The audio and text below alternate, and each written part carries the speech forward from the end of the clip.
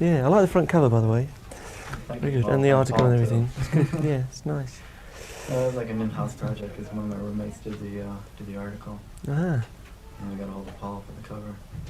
Great, We it's do nice. extend our apologies to Roger. We just didn't have time to find the picture. And the only things we had were color. We couldn't convert them down fast enough. Yeah, Oh. do something about that this time. He'll appreciate that. Yeah. Yeah. Well, It's hard for drummers to get pictures, actually. He does come off this kit for one number now, so I understand. Yeah, there's well, there's a that's why I special. like using the picture from inside the album. I figured that was kind of tacky and just Yeah. didn't fit in with the rest. Yeah. I figured he'd probably be more upset over the fact there were 3 Marx Brothers pictures in there than anything else. That's all right. It's good laugh. I'd like to start out by referring to the quote that starts the article where you said you'd never like to see the band get too away from rock or too sophisticated, that was the word. Yeah. Where did that come do you from? see- I don't remember saying it, but it sounds like me. Do you I see said it to Queen as you. more of a rock act? Did I say it to you? No. Ah. I don't know where the source of that quote came from. Yeah. But it sounds right. I'll have to Sorry, ask what John. do I mean it? Do you say? Do I? No, do you see Queen as more of a rock band than... Yeah, I'd like to think at root we're a rock band. Yeah. It doesn't mean we don't feel free to go off in any direction we feel like, but I like to regard rock as the sort of home base in a way.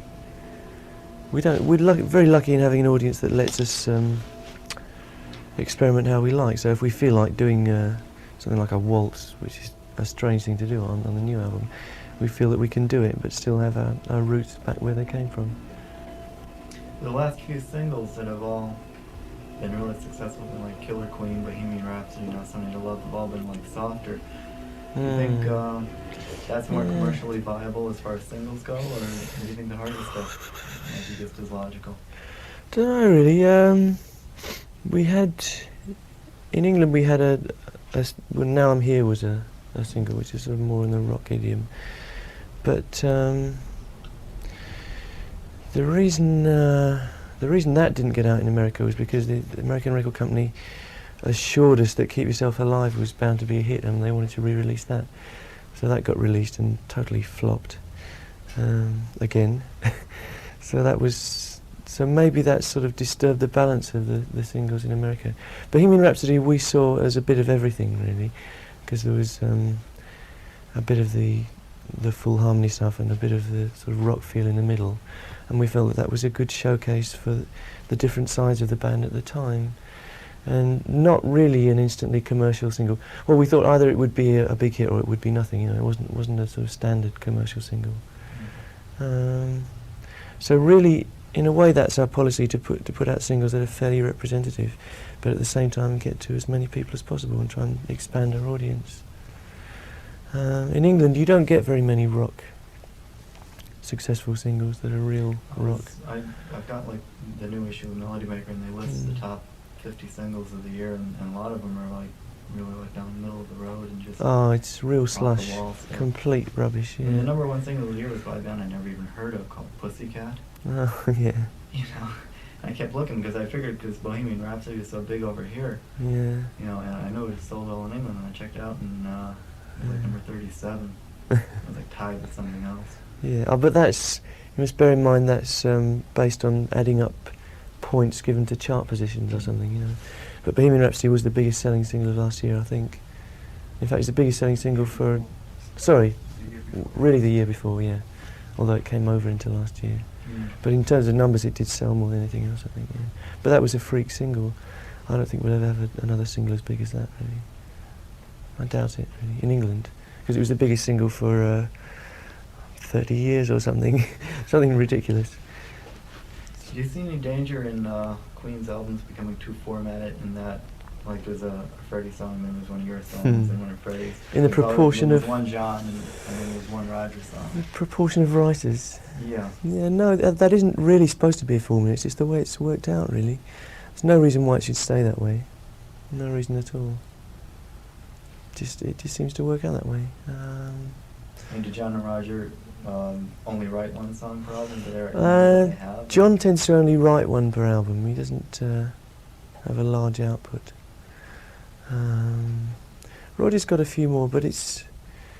Roger maybe writes 2, and and it just happens that we've done one of them, you know. But there's always a lot of songs which we all write, which we don't stick on the album, because we don't feel that they fit in, or we don't feel that they're that they've reached the right point in their development or something. So it just happens. What normally happens is we'll have about usually 3 or 4 or 5 more songs than we need for the album, and we choose the things which balance on the album. So it's just worked out that way, really. On the next album, it may well not. I may well not write anything. Do you hold over material to the next album, or do you just? Yeah, yeah. Or else it goes. Maybe it disappears, and maybe it comes back. That's happened a lot of times. For instance, Brighton Rock was possibly going to be on Queen 2. Is that right? Yeah. Queen 2, yeah. But it didn't get on the album because it didn't fit anywhere really, and it went on sheer heart attack. Stone Cold Crazy was going to go on the first album and the second album, and and ended up on the third album because that's a real old song. A few things like that, really. There isn't anything very old on the new album. It's mainly stuff which the ideas came for over the previous tour, like in England and America and Japan, because that was a long tour we did last year. So most of the material came from that time, really. Queen's been compared quite often to the Beatles on a number of different levels. It's very flattering. Well, in a lot of different ways. You know, but the Beatles became known initially through a lot of playing in Cavern Club, the Star Club, whatever. Yeah. Whereas Queen became known initially more for the record and the advanced campaign. Do you think the way that In America, you mean? Yeah. In England, Do you think that the way you became known is more viable for a band in the 70s? I don't entirely agree with what you say, really, because in England it was through gigs, really. But they were big gigs, they weren't small gigs. They were pretty small at the beginning, yeah. Because we did. I remember after the first album was released, we did a few clubs on our own. You mean we didn't do the sort of pubs and things like that? Yeah. Yeah, but that was just how we felt that the act could get across, really. But the gigs we did in the beginning weren't all that big, really, especially by American standards. There were little theatres in England of something like 1,000 capacity, or maybe 2,000, the big ones. And we were supporting Mott the Hoople. That was the first real sort of break we had. And then we went back and did a similar kind of thing on our own. And a lot of those places were very small. There aren't very big places to play in Southend-on-Sea and Truro in Cornwall and stuff like that, which were the gigs we were doing. In America, I don't know. I think it was a fairly standard way to get known in America, wasn't it? To do the support tour and then do the headline tour of theatres.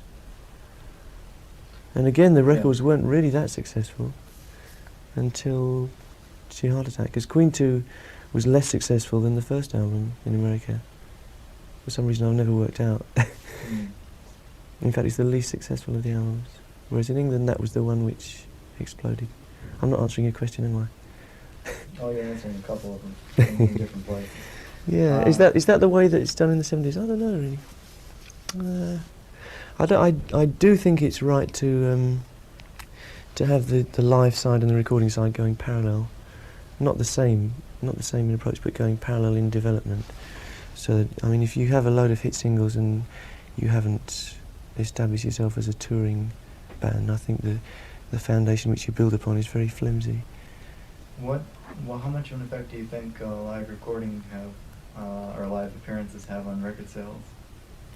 Oh, very much, I'm sure. I think it's on album sales. On single sales, no, I don't think. The singles Will bring people to the hall. To an extent, yeah. Maybe there's a connection that way around, but I don't think playing live makes any difference to whether you get a hit single or not. But playing live makes a big difference to the album. See, initially I was thinking of two bands like Boston and Queen, like people in Boston are friends of mine. And I've heard a lot about bands them. Were made completely like in the studio, or in Boston's case in a basement. That's an incredible story of Boston. And they broke really without ever having toured. I mean, I saw like the first couple of gigs and they were like, they were frightful. That's a tough way to go, because but it's worked for them. But yeah. I don't I question whether it would have worked 10 years ago if they tried to do it that way. Don't know, that surprised us, I must say, looking at Boston and Heart, another group which made it very fast. But I think it's a dangerous way to do it, because if you do get to that point where people have high expectations of you because of a single and an album, and you get out there and you can't come up to it, then that is a dangerous time, because you can fill the halls once, but if people go away feeling that they haven't had a good time, you probably don't feel them again, I think. Whereas if you do it the other way and gradually work up, then I feel it's a better basis to work on. So I'd be interested. I mean, it's an easy start for them, but I think it's a very hard going on. It's great, if everyone could do that. That's everybody's dream, isn't it? That you make the album and it's a platinum album. Yeah, and you go out and play the gigs. And I think on the face of it, it's an easy way, but later on, I think it'll be hard for them. In the end, it just comes down to whether you're good enough anyway. But I could see them having some problems. I've read one of the complaints I've read about Queen in concert is that yes. that your set is so choreographed or so arranged that it comes across as being slightly sterile. Ooh. Do you think it's a valid complaint? May well be. I certainly hope not, but it's certainly a danger we're aware of. It's also something which I think, I think we may have been on the verge of that on the last tour. Hopefully this time I'd say not. The reason being, the stage act evolved right up from the very first gigs we did up to the last tour in a sort of continuous building process. Starting from Keep Yourself Alive and Liar and Doing All Right and those things off the first album. We just kept adding things in and shaping it, and it was more or less a continuous development from that time. And what started off as being a set which had a lot of room for improvisation gradually got compressed, and there was less and less room for stepping out in the numbers. It's partly because we're trying to get a good selection of all the albums in, rather than just chuck out the old stuff and put in new stuff, which I think is not really a good idea very often, because people like to hear what they know. So I was conscious of that on the last tour, feeling that maybe we had made the thing so tight that we didn't have any room for adventure anymore. But this time we've changed a lot of things. We're doing, I think it's 8 numbers which have never been seen in the States before, which is a big change, really. So there's going to be a lot of, I don't know about freedom, but I don't think it's going to be very sterile, because a lot of that stuff's going to be quite hard for us to get together. One of the things is that everything you do in the studio, you use the studio as another instrument, basically. Yeah. And you come up with like a very complete, rounded, thought out product at the end. Do you feel there's any difficulty in reproducing that on stage, or do you even really make an attempt, a conscious attempt to try and get that close to it? No, we've never really tried. We always thought they were separate things. I think that was one of the earliest things we said. We felt the studio should be treated as a separate exercise to a live performance. And the songs are the same, but the first requirement on stage is that it should be a show which is entertaining and exciting and all the rest. So everything else comes second to that, I think. Do you think that Queen's albums have gotten mellower since the first down to the current one? I mean, we share a Heart Attack being a possible exception to a general trend. Funny you should say that, because I see Sheer Heart Attack as being very rounded and a little bit on the verge of being too slick, really. I thought the last album was getting back to being more adventurous. Do you mean the relation between sort of loud and soft, really, more than adventurousness? The relation between rock and music hall.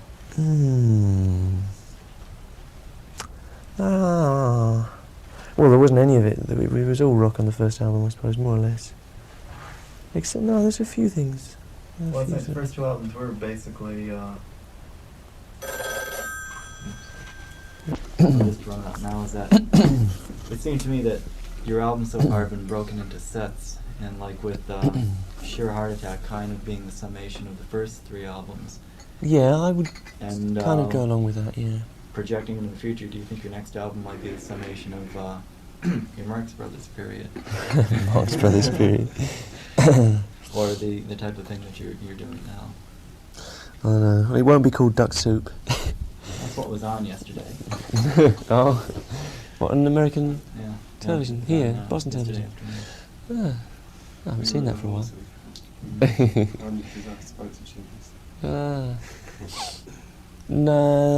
No, I don't think it will be.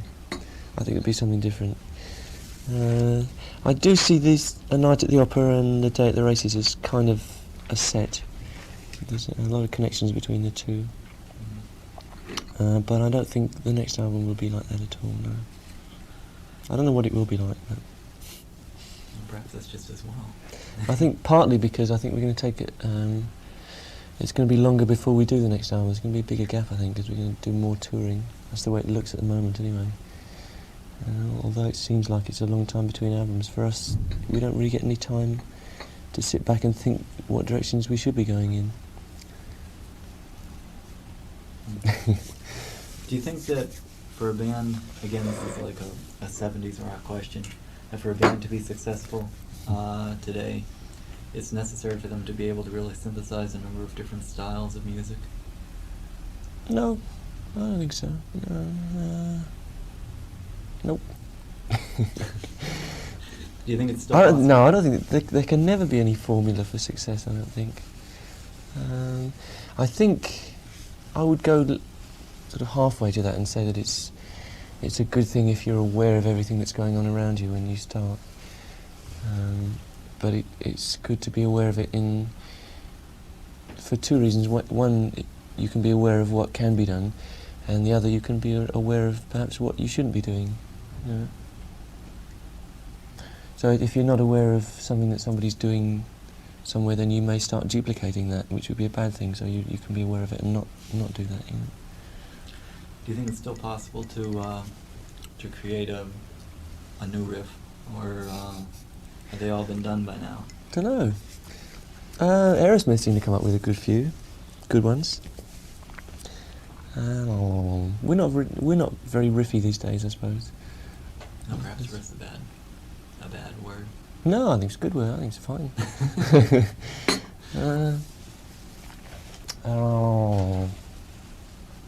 Is it possible to come up with new melodies? Yeah, I think it must be always possible. Yeah. Surprising, but I think it is. How much of a factor would you say today that the business is in a musician's career?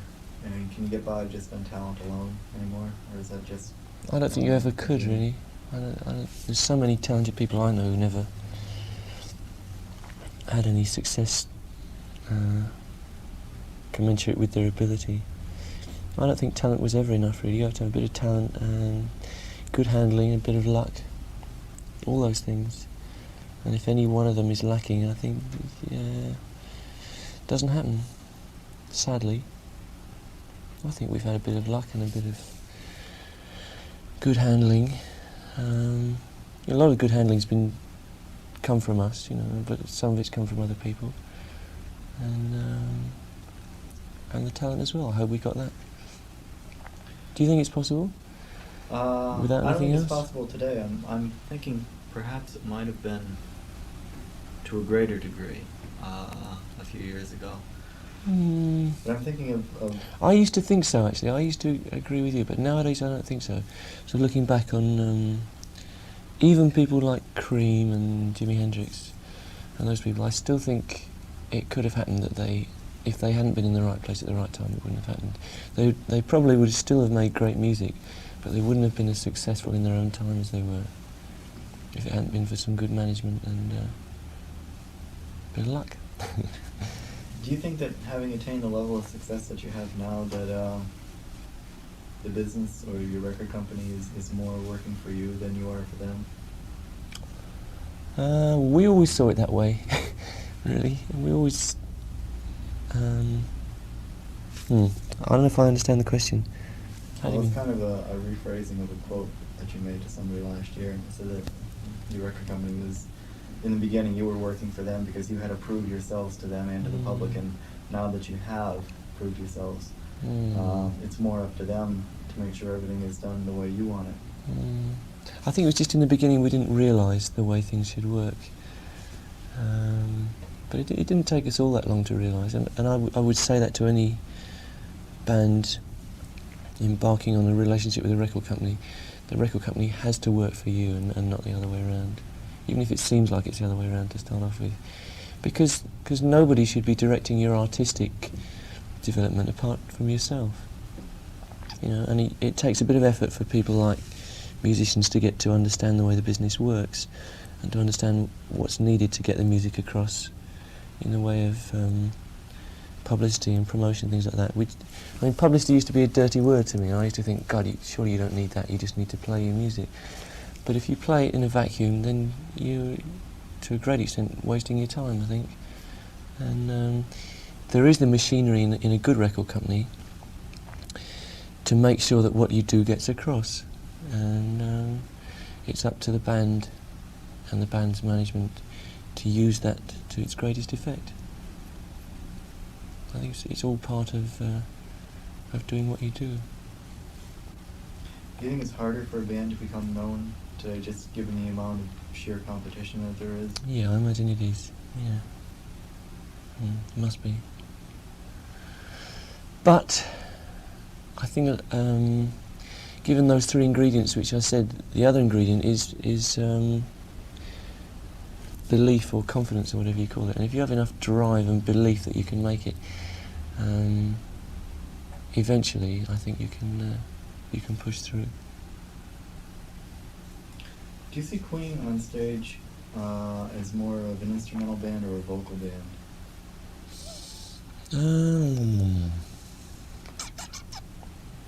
Bit of each, I suppose, really. Which do you think the audience reacts to more?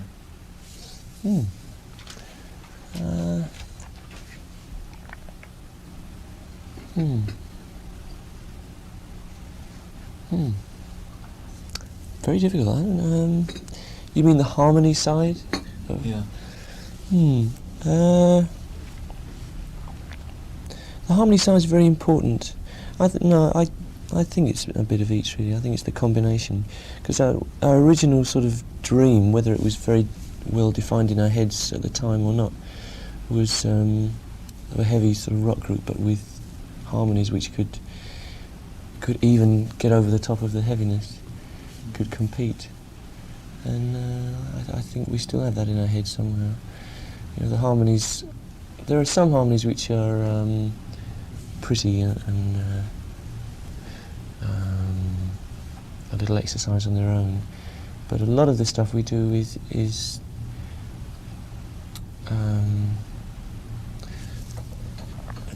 a situation where the harmonies are really competing with the strength of the backing track, the guitar and the bass and the drums on stage, and they compete on equal terms. I think you must have an answer in your head. Which you think? Well, I'm thinking. Well, a further extension of that would be, which do you think people react to more strongly on record? And I've always felt that people react more strongly to the instrumental side on stage, unless you have somebody with a really outstanding voice, which is easy to relate to. Now with Queen, your harmonies are so intricate, and it's harder to get them across on stage. Yeah. And I thought that people react more to the words and to the lyrics on record as opposed to the music. I thought it was like, it depends on the environment, I suppose. Yeah, I can only go on what I look for and what I feel when I go and see a group, and usually it's a combination of knowing things from the records and knowing the words so well that you don't even think about them anymore. You just sort of feel an atmosphere for the song. Combination of that and the excitement of the occasion. which is partly the band and partly the audience, partly all the other things which go into a gig. So for me, I never sort of separated out going to see a band. I don't think. I never think, well, I enjoy the vocals or I enjoy the It's like a total guitar. experience. Yeah, and that's the way I think it should be. It's the sound and the lights and the performance and the audience. Correct me if I'm wrong, but I think outside of Roger, nobody in the band has done any session work for other people. Do you think that's necessarily a good thing, to do it or not to do it? Do you think you're cutting yourself off from possible new sources of energy, even if you don't? Probably, you don't yeah. run around? I think we have a bit of a lack of playing with other people. Not necessarily through sessions, but just the informal way of jamming with people. It's something which you don't get enough time to do, but it's purely that. I would do more if I had time. We've all done little bits of sessions. I've done a couple of odd bits, actually. But it's really, the group is such an all-consuming thing. It takes 100% of your time. And if it's a choice between doing things for the band and doing things outside, then at the moment we tend to keep it within the band, which I think is good, and that's where the strength of the band comes from. If you diversify too much, you can weaken the force of the band, I think. Do you think that, or does the rather elaborate organization that surrounds you when you're on the road ever get to you at all? Do you think it's all necessary? No reflections on you. I should say. It's very strange. I know people have this image of Queen surrounded by a huge machine which swings into action, but it's really I think people would be surprised if they knew us on how sort of loose it is, really. It's discipline, but it's not a machine which has more parts than is necessary, I don't think. It really just comes down to us and Peter, who really organises the day-to-day running. You know, he makes the telephone calls and makes sure we're in the right place at the right time. At the moment, Terry, who's a sort of bodyguard figure, but also a person who helps us keep fit because he's into physical training, which is necessary to keep healthy on the road. And we have Dane, who looks after, I suppose, the appearances side, you know, the wardrobe, and also a bit of the fitness side. And that's about it, isn't it? And we now have a new guy. Yeah, we have Paul, who's really an assistant to Pete, because it can get a bit out of hand. You know, you need someone with you all the time to make sure you're in the right place, but you also need someone phoning ahead. You know, but that isn't a huge machine, really. Apart from that, it's the four of us making sure we're together individually, and outside it's the John Reed office, which really deals with things from a distance. You know, they work in conjunction with the agency and the record company, just making sure that things are organised right from an overall point of view. You know, so and they in turn liaise back with us. So if it comes to working out, say, this tour of the States, the John Reed organisation will work with the agency, and they'll come back to us and see if that's what we want, and then it's down to us, a little sort of pocket, the moving pocket organisation on the road, which is just the 8 of us, really. And then that's leaving out the equipment side, Yeah. but that's, in a way, it's a fairly separate thing once we get going on the road. That's another little pocket which travels ahead of us, really. Hopefully. Yeah, barring snow and plague and accidents. Hepatitis. Does that answer what you're saying? I don't think Yeah, there's. yeah, it does. I really don't think there's 1 ounce of extra manpower to what we need. Everybody works really hard, and that includes the crew, especially the crew. In fact, there's nobody superfluous. There's no passengers whatsoever. Why do you suppose that British bands are more popular in America than American bands are? and have been for a number of years. Is that true overall? I don't know. I would say so. Kiss, The Aerosmith. biggest concert draws in this country are all British. There aren't that many. Given the size of the country, there should be a lot more American bands that draw big. It's Other than true, like yeah. Aerosmith, the Dead when they decide to do some work, Chicago. Kiss, Eagles. There aren't that many, but like most of the British bands that come over, it's like you, Zeppelin, ELP, if they ever decide to work, it's Genesis and it's ELO, the doing very roster, well. yeah, it just goes on, and it's like every year there's like 2 or 3 new ones. I would like to know. I'm really no better equipped to answer that than you. Except maybe it's a sort of rarity value. Do you think? Maybe there's something. I know when I was a bit younger, it was the opposite way around in England. There was nobody could be before the Beatles. With a few exceptions in England, it wasn't possible to be a star unless you were American. And a lot of people, just because they were American, had that kind of aura about them. And a lot of English so-called, well, rock music didn't exist really, English pop music at the time was just copies of American. So maybe the phenomenon is similar to that. Maybe there's a kind of feeling that, a precedent that rock bands come out of England, so people think that's the way it has to be. Apart from that, I really don't know. Maybe it's... there's things it could be, maybe it's in the act. I think the English groups the British groups I should say, got back to a more explosive stage act. They got into emphasising the music with lights and such, rather than having music and a light show which are separate. So maybe it was a more unified stage act. Maybe that has something to do with it. But I don't think that's no longer true, because I know Aerosmith and But then again, people Kiss look at and people- Aerosmith and they say, well, they're taking this stuff from Zeppelin, they're taking this from Yardbird, they're relating all their roots to British bands. So yeah, they may be doing it, and maybe they are American, but they're coming across looking like and sounding, presenting themselves as a British group.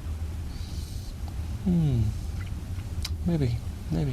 It all goes back to Right, blues, though, doesn't it? I mean, rock music goes back Yeah. to American blues anyway. Really, so maybe it's just a pendulum which swings backwards and forwards. I don't know. I really don't know. Not my department. If you were to name one band that you would say would be a definitive rock band, who do you suppose you might name? Ooh, that's very difficult.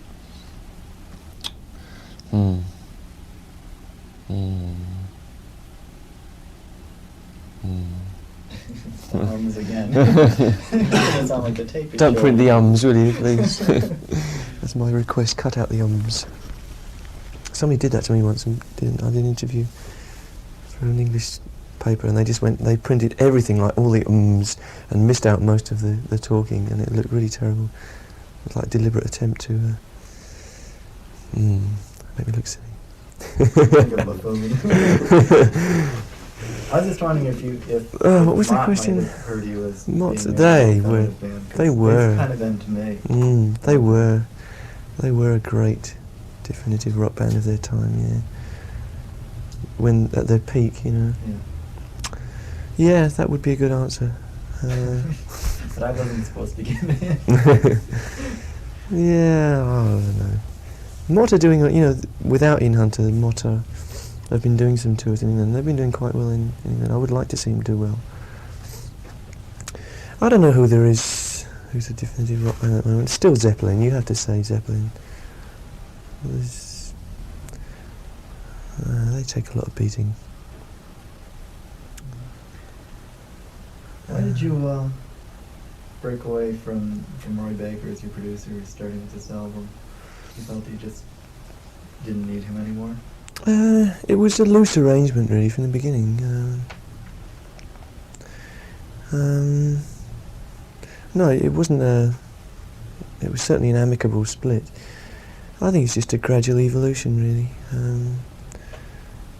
The first album we were pretty inexperienced, and we had Roy and we had John Anthony. And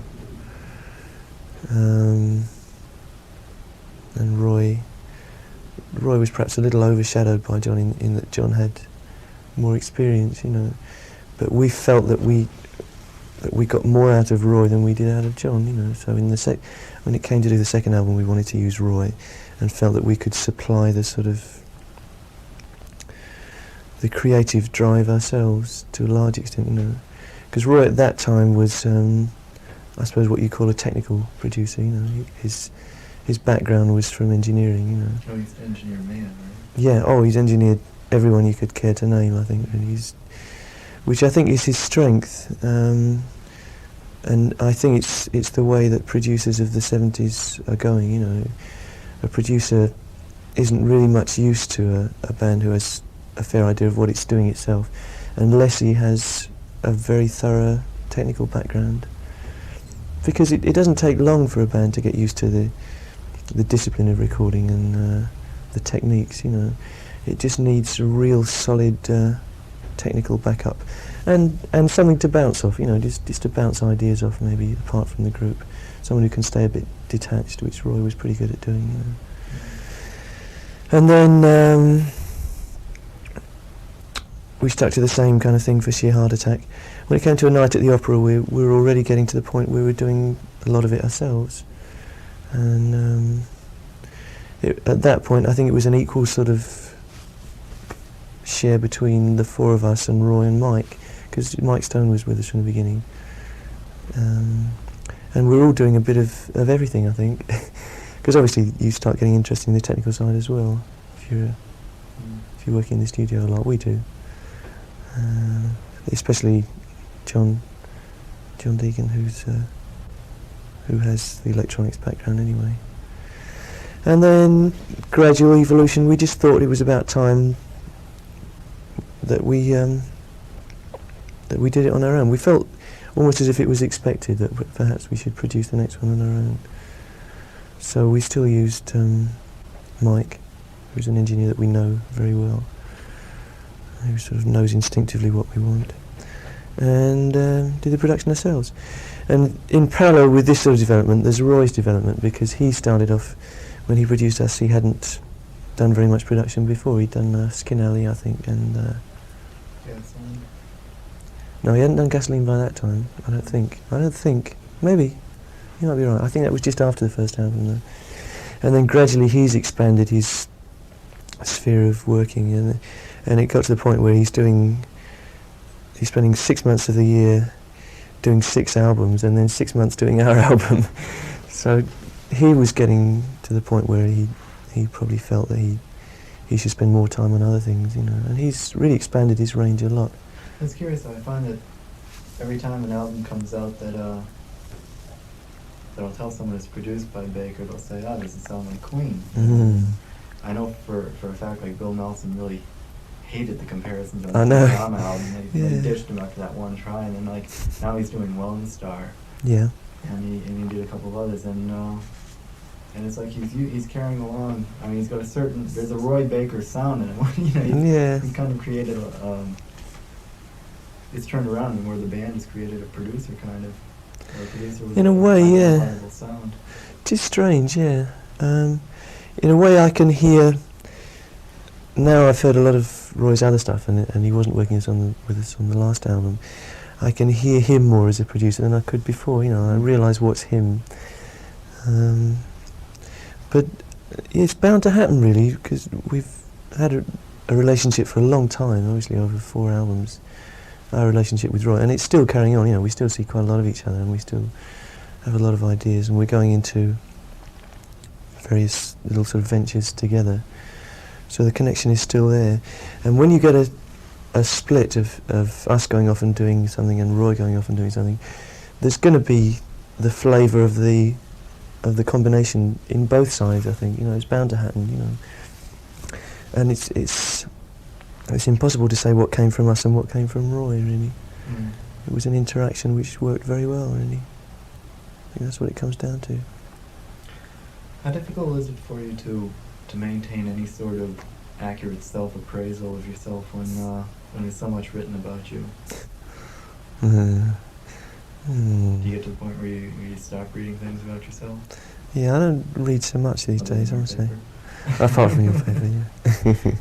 Your article was very well reasoned, I thought. Very good. Well, I don't know. Most of the press, if you go like for the British press, is such a completely unrelated load of rubbish that it doesn't really make any difference to what you think. Because people can say good things and bad things, and none of it's really educated in its approach. So even if you read it, you can more or less ignore it, I think. Because you get the whole spectrum, you know, if you do on any level you get the whole spectrum. You get people who will say this album is a load of shit apart from the guitar playing, which is wonderful, and this album is a wonderful album apart from the awful guitarist. You know, it's there's the complete spectrum. It doesn't really mean anything to me anymore. I think it hurts when you read it if somebody slates you for no reason. Always does. You can't get away from that. But you just learn to put it away a bit quicker, I think. What are your thoughts about the increasing use of, or combination really, of rock with fashion, theatrics, and various other medias?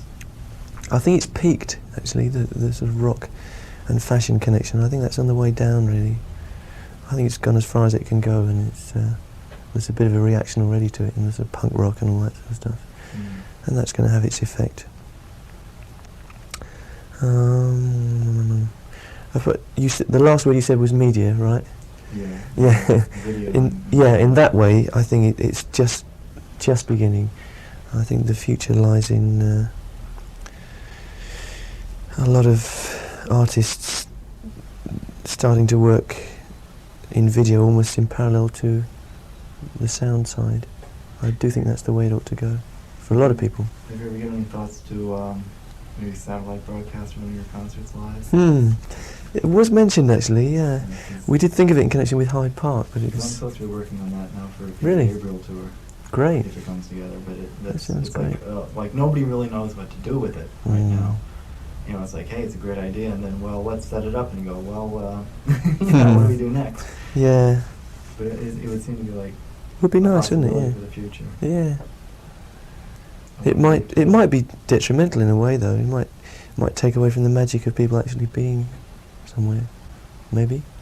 You never know. But on the other hand, too, it used to be so easy just to wander down to a club and see a band, and now it's such an involved project to work through the security and get your tickets arranged, and just simply going to a show now is a whole trip. Yeah. So maybe it is a little bit of both in it. Yeah, I'd like to see that happen, really. Yeah, the Hyde Park thing was the biggest sort of event which we've really staged, I think, you know, in England. Something that we've always dreamed of doing. And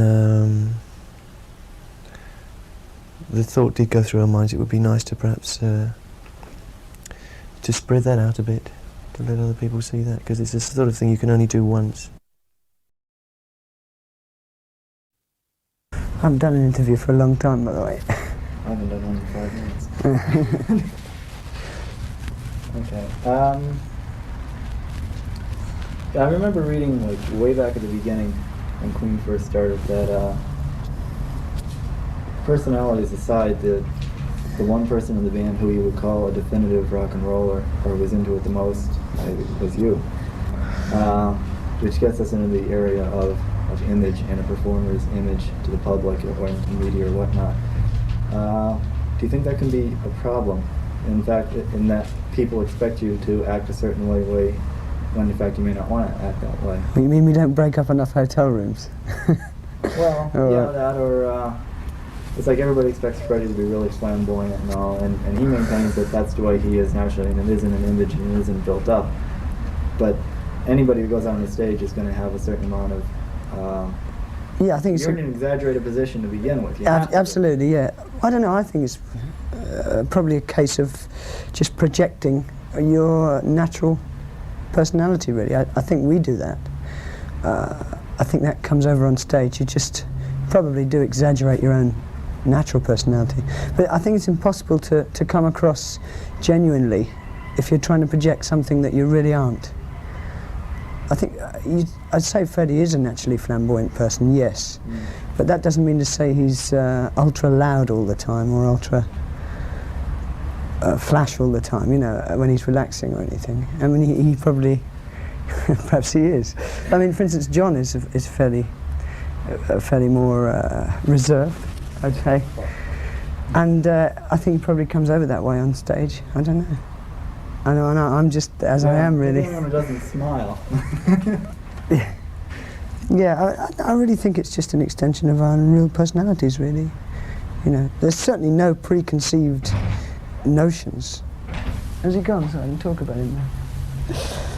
There are no real preconceived notions, you know, about how we define our image at all. But the rock and roller tag seems to have stayed with me a lot. I don't know why, I don't know. I've been in it for quite a while now, since I was very young. So I don't really know, you know. It's probably true. Rock and roll look. Possibly, yeah, yeah.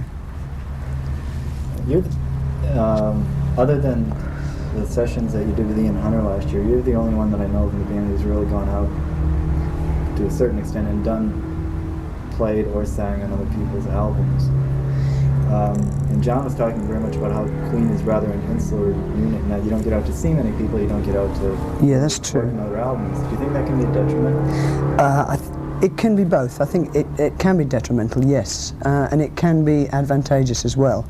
Is that it's advantageous in the fact that you can get entirely your own thing going, and possibly without too many outside influences. So it's a difficult question. It goes both ways, really. But also, to be too insular is dangerous. Is that you're lacking any sort of inspiration from the outside, you know. You find it all coming from just amongst yourselves. So I think, I don't know, we do try and get out to see people if we can.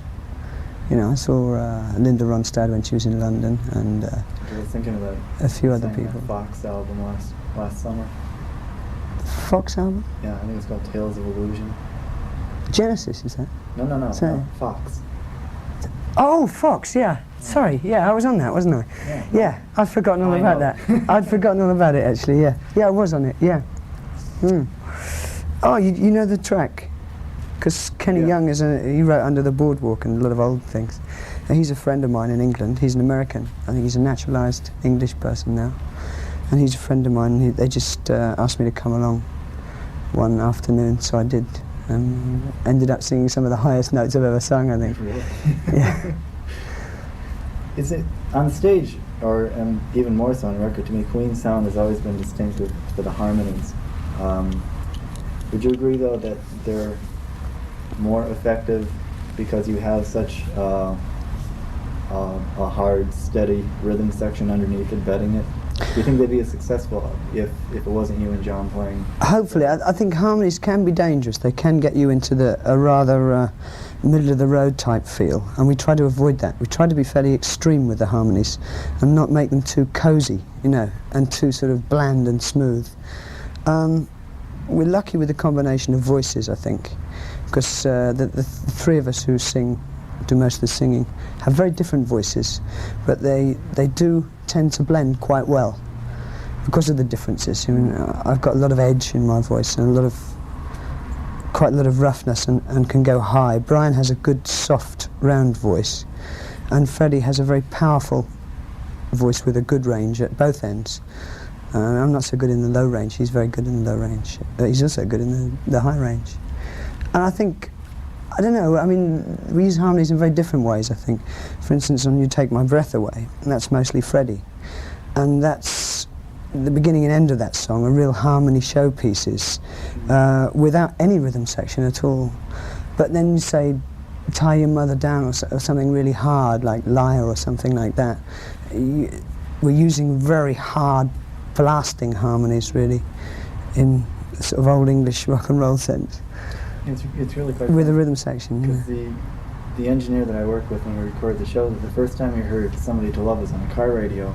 Yeah. And you remember thinking, wow, that's really odd. And he said, it sounds really good, but he didn't want to admit that he liked it right away because he was afraid it was something like the Partridge Family or something equally MOR, you know. And he said, then he was finishing, then it was Queen, and he went, oh. Then he said, yeah, well, you know, it makes sense after, you know, Bohemian Rhapsody. You never find a record by them with a guitar break like that. Yeah. But it's the same thing. It's the same thing. There was a band I remember called Capability Brown who specialized. Oh yeah, a lot in, like, used to be late Tony punk. Rivers and the Castaways. And now they're Crazy Cat. Are they? Yeah. I can't remember whoever's left of them. But I played, you know, that record for somebody one night, and they said, "Ah, it sounds like a, you know, an English boys' choir." You know? That's funny because what we were trying to do, we were trying to like combine our sort of sound with almost a gospel sound on it. I don't know. I like the live version. We wanted to try and get some sort of real feel. Yeah, it's a very hard song to do live. We're very nervous about doing it on this tour by itself because there are so many harmony parts on the record, and on stage there are only basically 3 of us singing. So it's not easy to get that whole feel, but it seems to come across very well. It goes down well, anyway.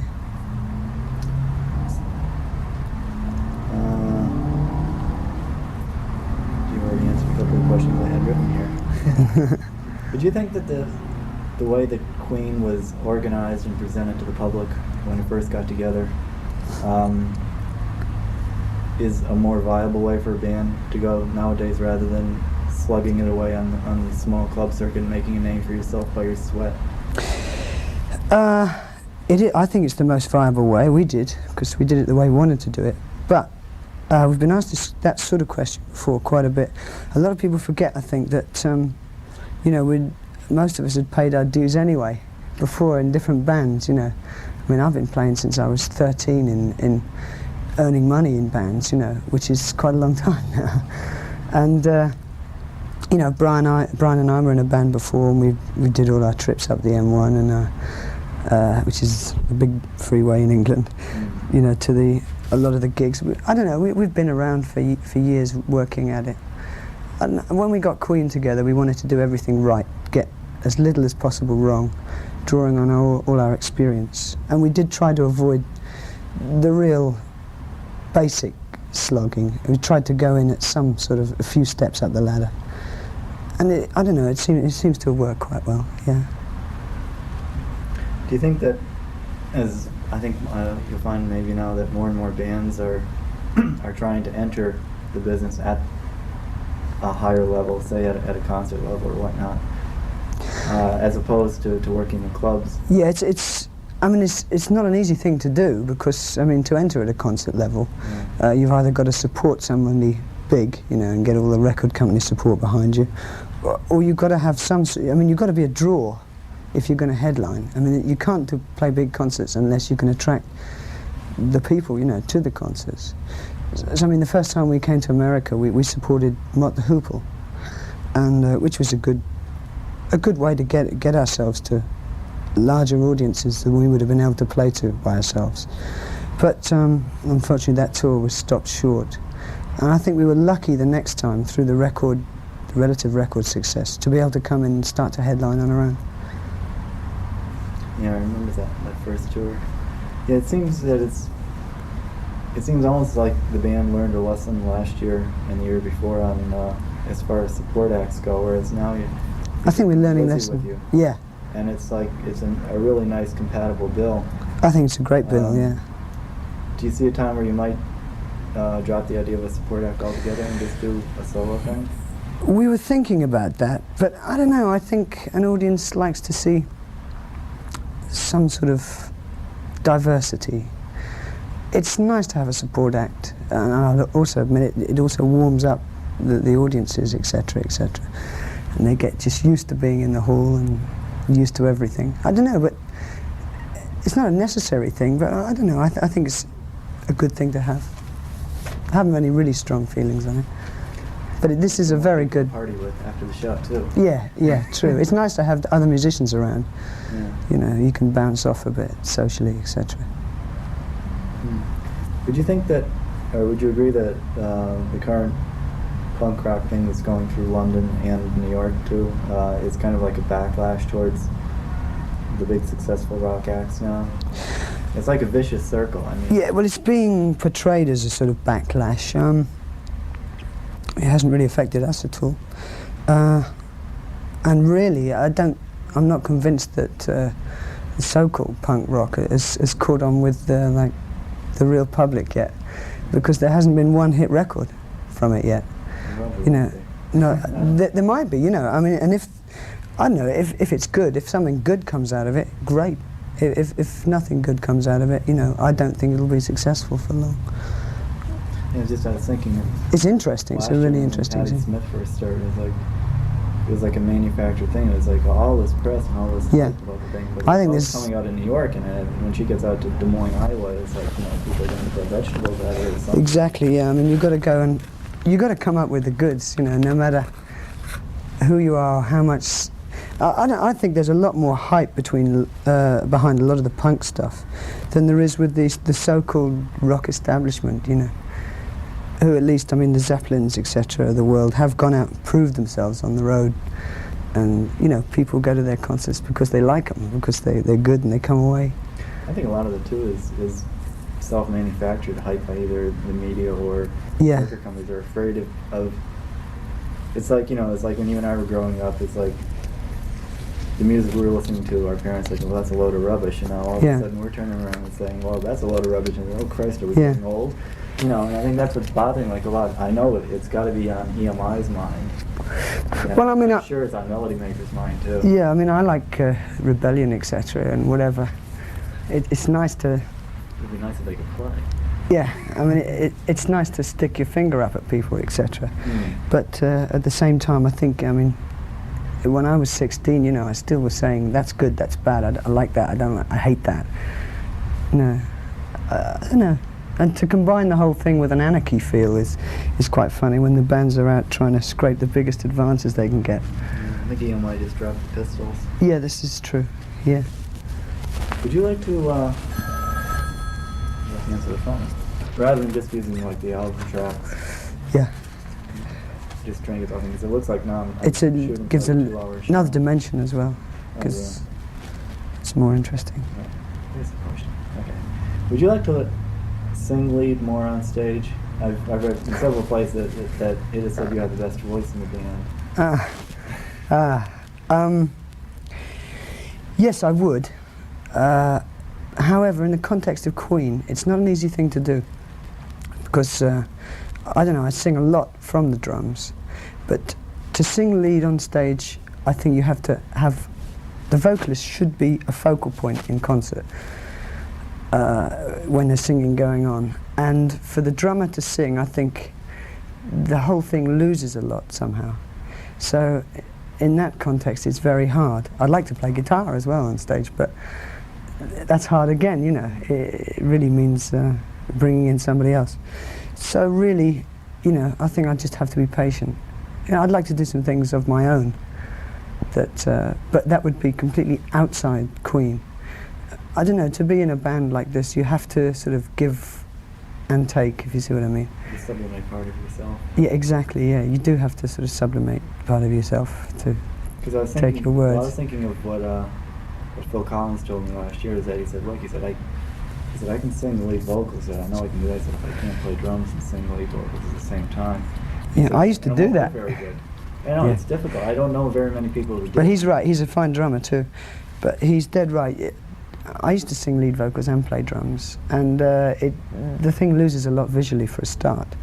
And it'll detract slightly from the drumming, it'll detract slightly from the singing as well. It's very hard to do both. I don't know, I enjoy singing a lot, and I'd like to sing some lead stuff. I like playing guitar too, but it's impossible within the context of Queen on stage, definitely. Especially if you're playing drums. Yeah, you have to sort of... yeah, exactly. You have to sort of make some sort of allowances to make the overall thing, you know, to give the best result overall, I think, within the group context. The thing I find interesting about the band singles-wise is that you had this Killer Queen, Bohemian Rhapsody, Now Somebody to Love, are all kind of in a style that's a little bit lighter than what you would... they're not like Liar, they're not like Keep Yourself Alive, they're not like Brighton Rock. And I found it curious that type of single seems to be the one that does better for you, as opposed to the harder rocking things. Because the people I know who got into Queen got into them because you were a damn fine rock and roll band. Yeah, that's how it happened in England, really, because the hard rock was the stuff that really caught on. I don't know, really, we never record singles as singles. What we do is basically we record a load of material for an album, and we just sort of come to a choice of single off that. So really, it's just a reflection of sort of one of our styles, I suppose, or a number of our styles, as to what tracks come out as the singles, you know, which are invariably really the better known tracks, I suppose, because a single is heard more, I suppose, overall than an album track. But they're certainly not pre-thought of as being, you know, let's record something lighter for a single, because we never know what the single's going to be. Yeah, because I was talking to Freddie about that. I said, because it struck me that he seems enamored of like a musical type approach almost. Yeah, he's got quite a few different sides, really. Yeah. You know, whereas, you know, where Brian writes, the stuff Brian writes are a little more driving as a general rule. Yeah, but he writes some softies as well, you know, Brian. You got a few things hanging about on the shelf yourself that you haven't gotten around to. What, me? Yeah. Yeah, I've got quite a few now that I'd like to record. You know, possibly some of them by myself, I don't know, you know. Depends what the band gets around to, really. Because we do take quite a long time in the recording studio. Yeah, John said you're thinking of building your own studio?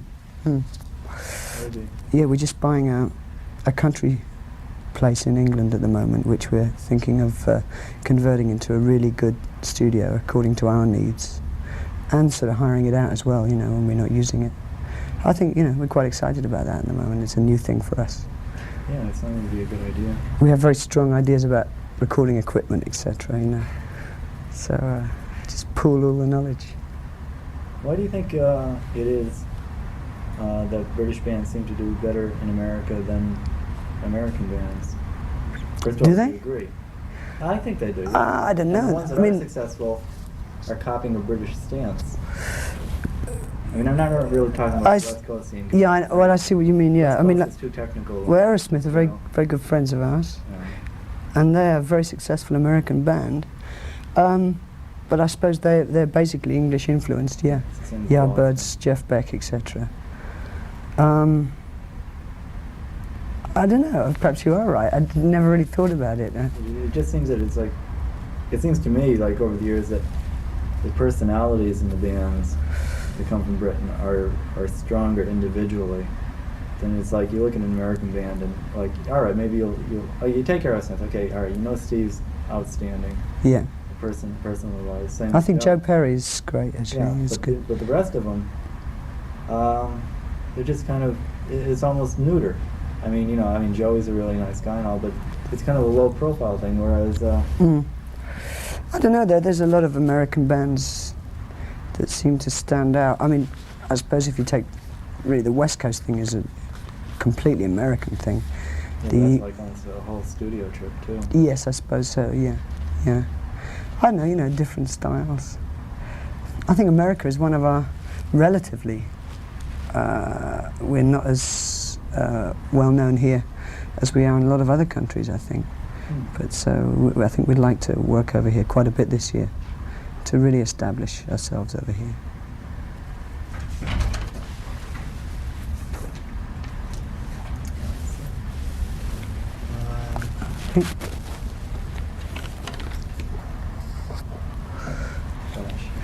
Would you, if Queen were full tomorrow, would you be looking for another band? Would you still want to continue as an active musician? I really don't. Oh, I'd definitely continue in the music business, yeah. I never really think about it, you know, because as long as we do go on, I think really to sort of plan things like to think, oh, if the band split up tomorrow, you know, is not a positive direction of thought, really. No. So until it happened, I don't know. I'd definitely record some of my own stuff if that happened, I think, but I don't know, I don't really think about it happening, you know. It doesn't look like it's going to break up. I think it's very important to keep a band identity, to keep the same members, and to pursue that as long as it's actively bringing out good songs, good recordings, you know, and good concerts. Do you think that one of the secrets to success of bands in the 70s is being able to assimilate a different number of styles and more or less combine them into something else. I was thinking like the very early comparisons of Queen were to like being a combination of Yes and Led Zeppelin. And it seems like the bands in the 70s that have been successful have been able to do that. Yeah, I don't know, it's very hard. I think the longer we're in it, the less we sort of analyse, really, if you know what I mean. We just sort of keep going ahead, doing our own thing as much as possible, possibly being less influenced all the time. I think the most important thing is for a band, basically it has to be good, and it also has to stick together, I think. Really, you just got to stick together and know each other backwards, you know. You've got to almost know what the other person's thinking, I think. But so many people don't seem to stick together, you know, and they just sort of fall just as they're getting somewhere. Well, then I'd say you'd probably be rather unique, because if you really do live in each other's pockets for so long, don't you? And you've got to come to the bottom of the well sometime. Definitely, I mean, I'm sure, yeah.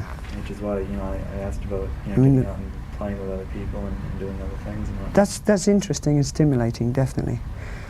But for sort of longevity, I think, of success, I think a band has to stick together until there's no longer any point in it sticking together, if you see what I mean.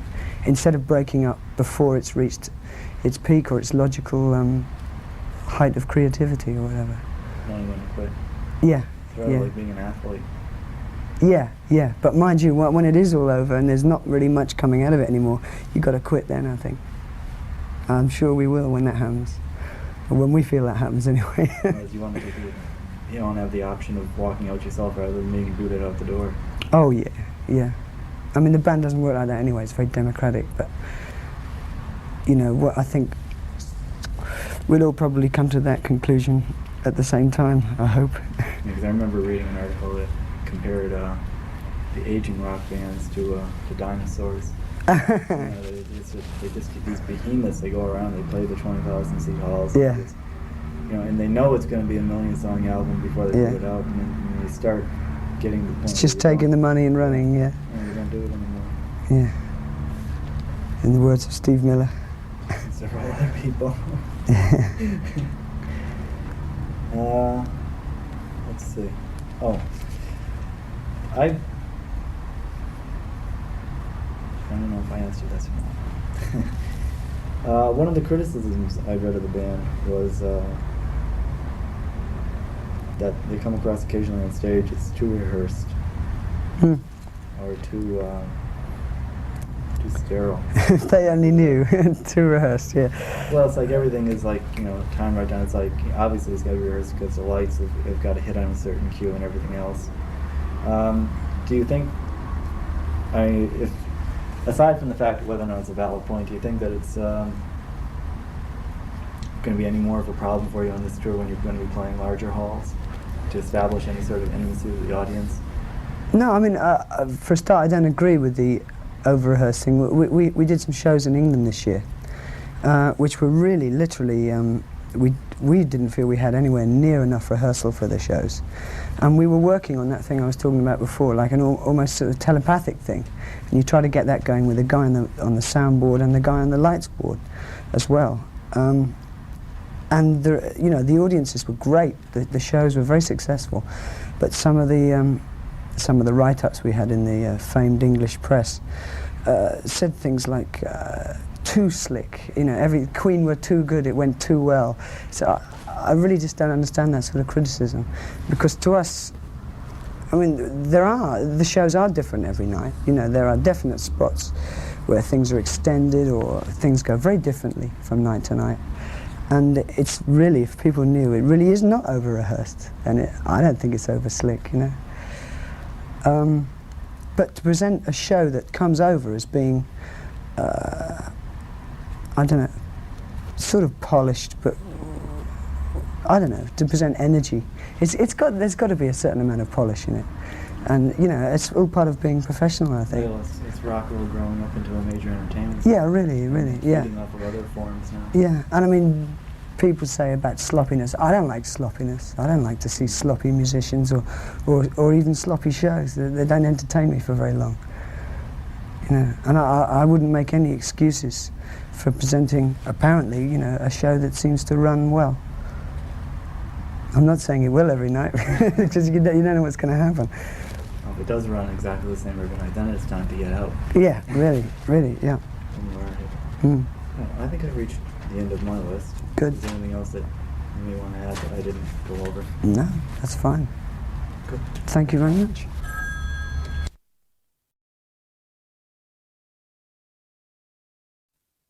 For me, Queen's sound has always been noteworthy because of the harmonies, Yes. for example. Yes. How important, in relation to that, do you think the rhythm section is to the band and putting the sound across?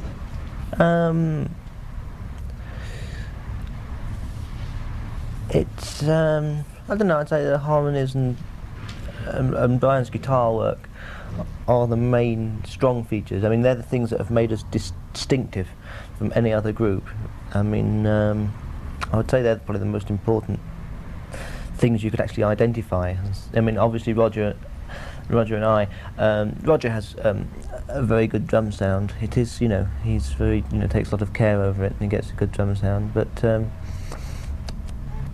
I mean, obviously, you know, Roger and myself have our own way of playing and character, but you know, it's not as distinctive as, say, as distinctively different as, say, the harmonies or the vocals. You know, the harmonies or the guitar parts.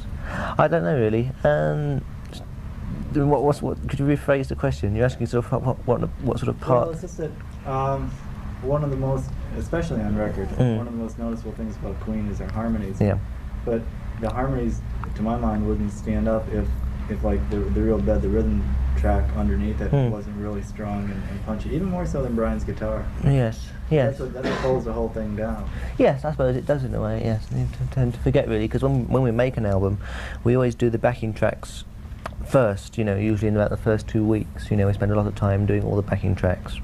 You know, and that takes a lot of time, and then we spend probably more like 2 months then doing the overdubs, you know. So by the time we get to the end of an album, we sort of forget how much time we spent doing the backing tracks, and we forget when we did them and how. But we do rehearse a lot before we go in, so that, you know, the backing tracks are sort of very tight, and we know exactly the parts we're playing, you know.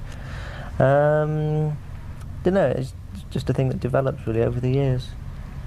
I suppose it is a distinctive sound, you know. So this arises because I think it was actually Roger who told me that in the studio you are a little bit more responsible than the others as far as saying, well, this has to be, you know, we need a little bit more of this, a little bit less of that. You're a little bit more aware, or a little bit, I don't want to say in charge of the production end of it. And it occurs to me that it seems bass players make good producers. McCartney, Entwistle. And I'm wondering if it's just because of this idea of the instrument that you play having the role that it does in the band, that makes you more maybe innately aware of what the final product should sound like, or what you want. I don't know about that one. I don't know. No, I mean, we all, you know, all four of us spend a great deal of attention to the production side. All four of us, you know. I mean, we all have specific ideas of how we want things to sound, you know. I mean, when Freddie's doing certain things, certain vocal things, you know, he knows the sound he wants, and he might not be able to sort of technically explain it, but that's where Mike Stone comes in, because he, you know, that's the thing he does. He, you know, he gets the sound that people want, you know.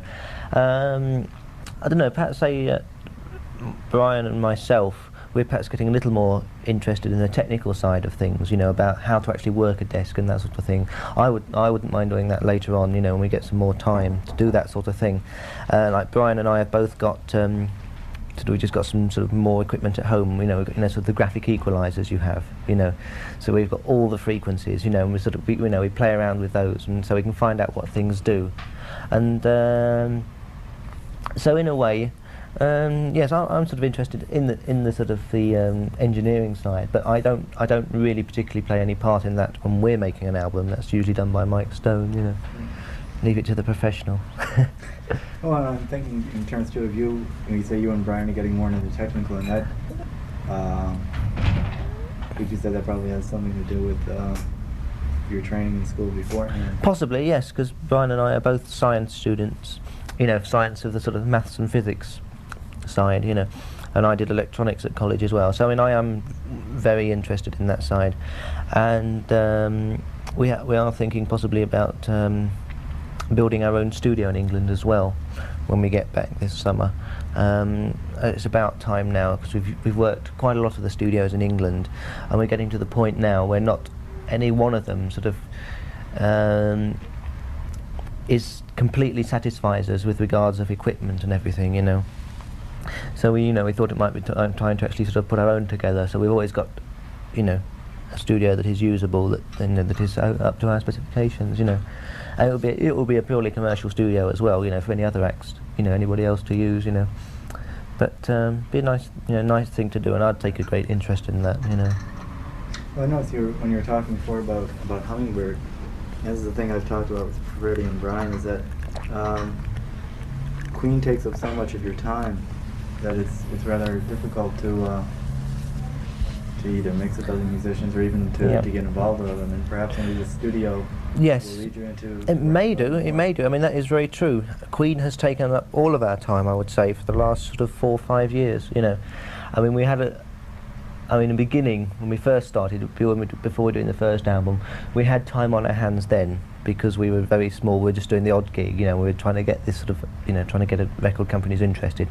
But since we started then, we haven't had any time, bar sort of like the odd sort of week or two's holiday for the last sort of 4 years, So we are very busy. Hopefully, I mean, in the next year or two, we may have time to develop, to other sort of projects and get interested in other things. I mean, that's the thing that I think that sort of comes slowly with all the groups in a way. In many groups' careers, you find somebody in the band or a couple of people in the band who perhaps venture out and perhaps do a little production or a little sort of something else, And depending on how well it does, then they come running back to the group, if it didn't do too well. We don't mix that much really with other groups at all, because we're working so much in our own circle, and surprisingly enough, you don't really meet that many other groups. I mean, Thin Lizzy on this tour, we'll get to know them very well over the course of this tour, because they're doing all the dates with us from now onwards. So we know. But apart from that, I mean, like the groups we met last year, we had the Cape Brothers with us, and then we had one or two other support groups, like Kansas we met from the year before. And then there's the bands that we won't talk about that we didn't get on with at all. Yeah, but surprisingly enough, we don't tend to, actually. I mean, very rarely do we ever go into a studio if we're not actually performing ourselves. Isn't it? A very strange thing. Do you think that's at all maybe detrimental to the band? It possibly is. I don't know, because we're very sort of we're very sort of perhaps insular in that way as a group. We just totally involved with our own thing.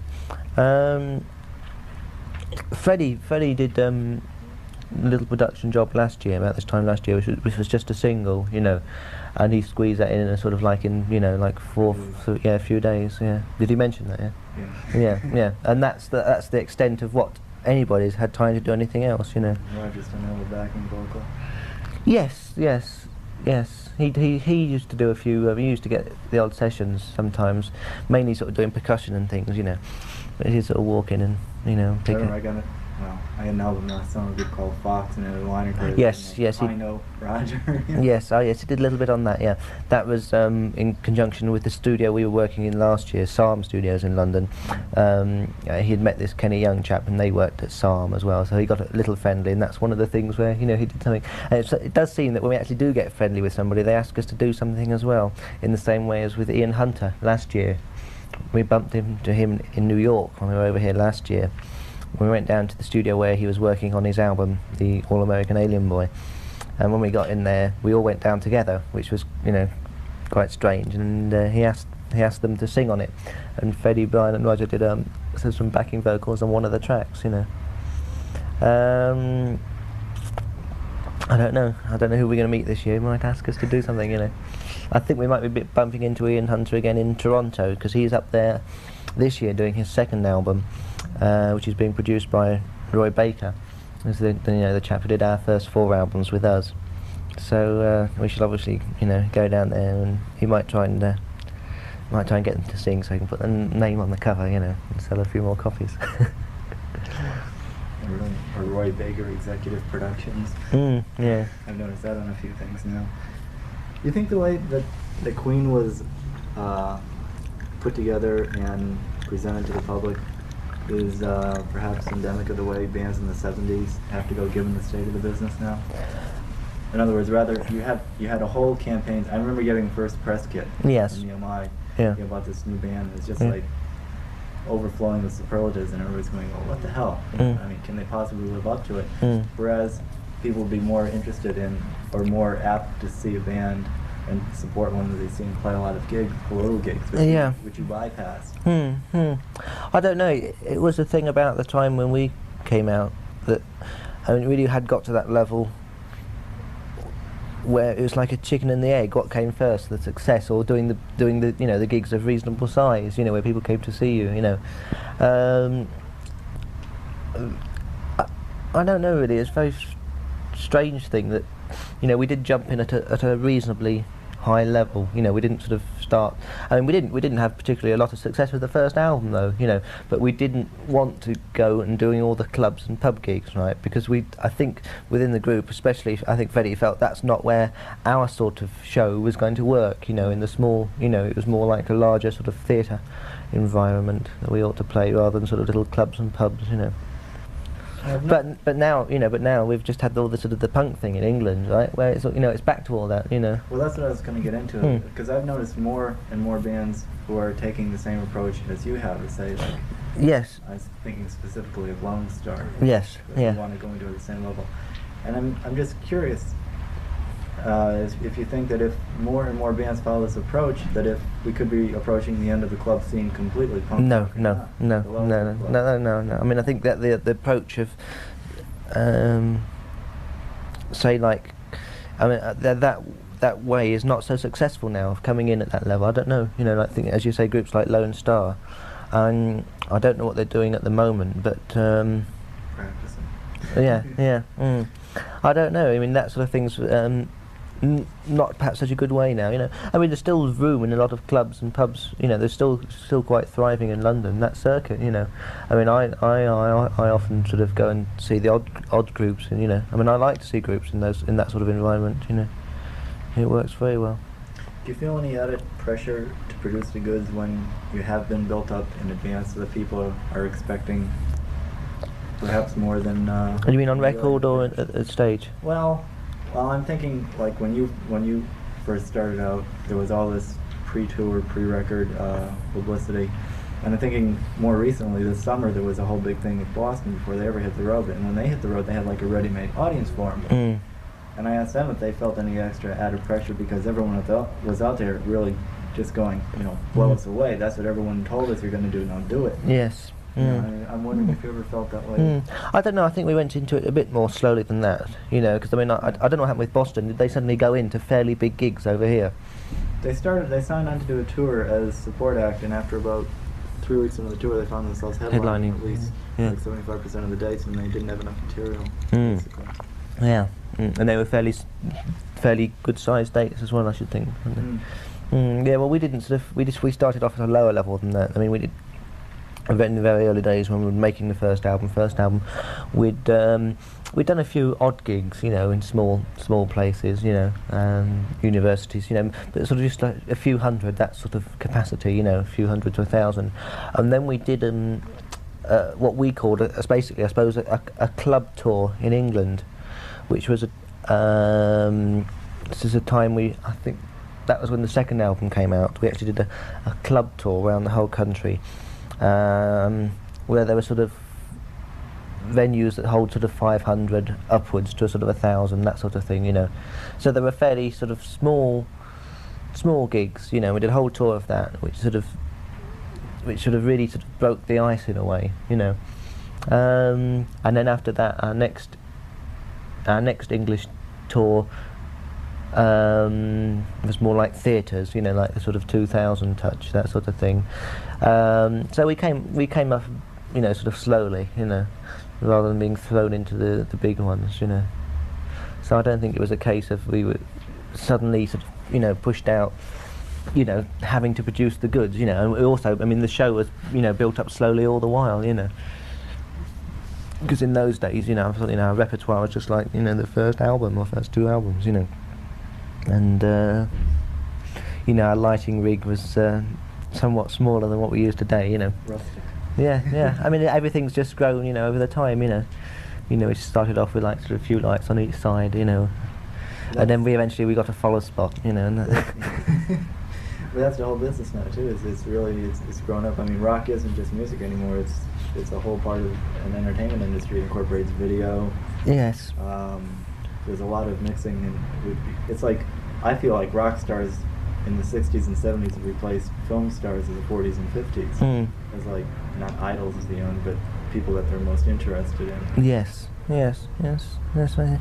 Yes. There's a lot of the thing is visual as well. You know, and we had thought about that even from the early days. You know, I mean, because I mean, I'm basically the sort of the newest member in a way, because they'd had the band formed for about 6 months with a few other bass players when I came along when I was at college in London. But even then, you know, they had this theme basically of wearing black at the time on stage. You know, that was sort of a theme of what to wear. You know, and a lot of ideas from Freddie, I think, in the early days about the way, you know, we should sort of put over the show. You know, but you know, it started from then. It's just slowly progressed over the years. Well, I asked Freddie, it's because I have read some criticisms in the past that said Queen on stage is perfect to the point of sterility.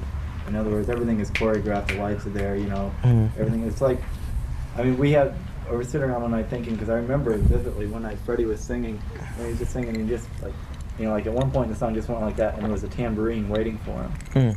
And for all the world, I just wanted to see the expression on his face if somebody gave him like a wet sponge instead of a tambourine. Yeah.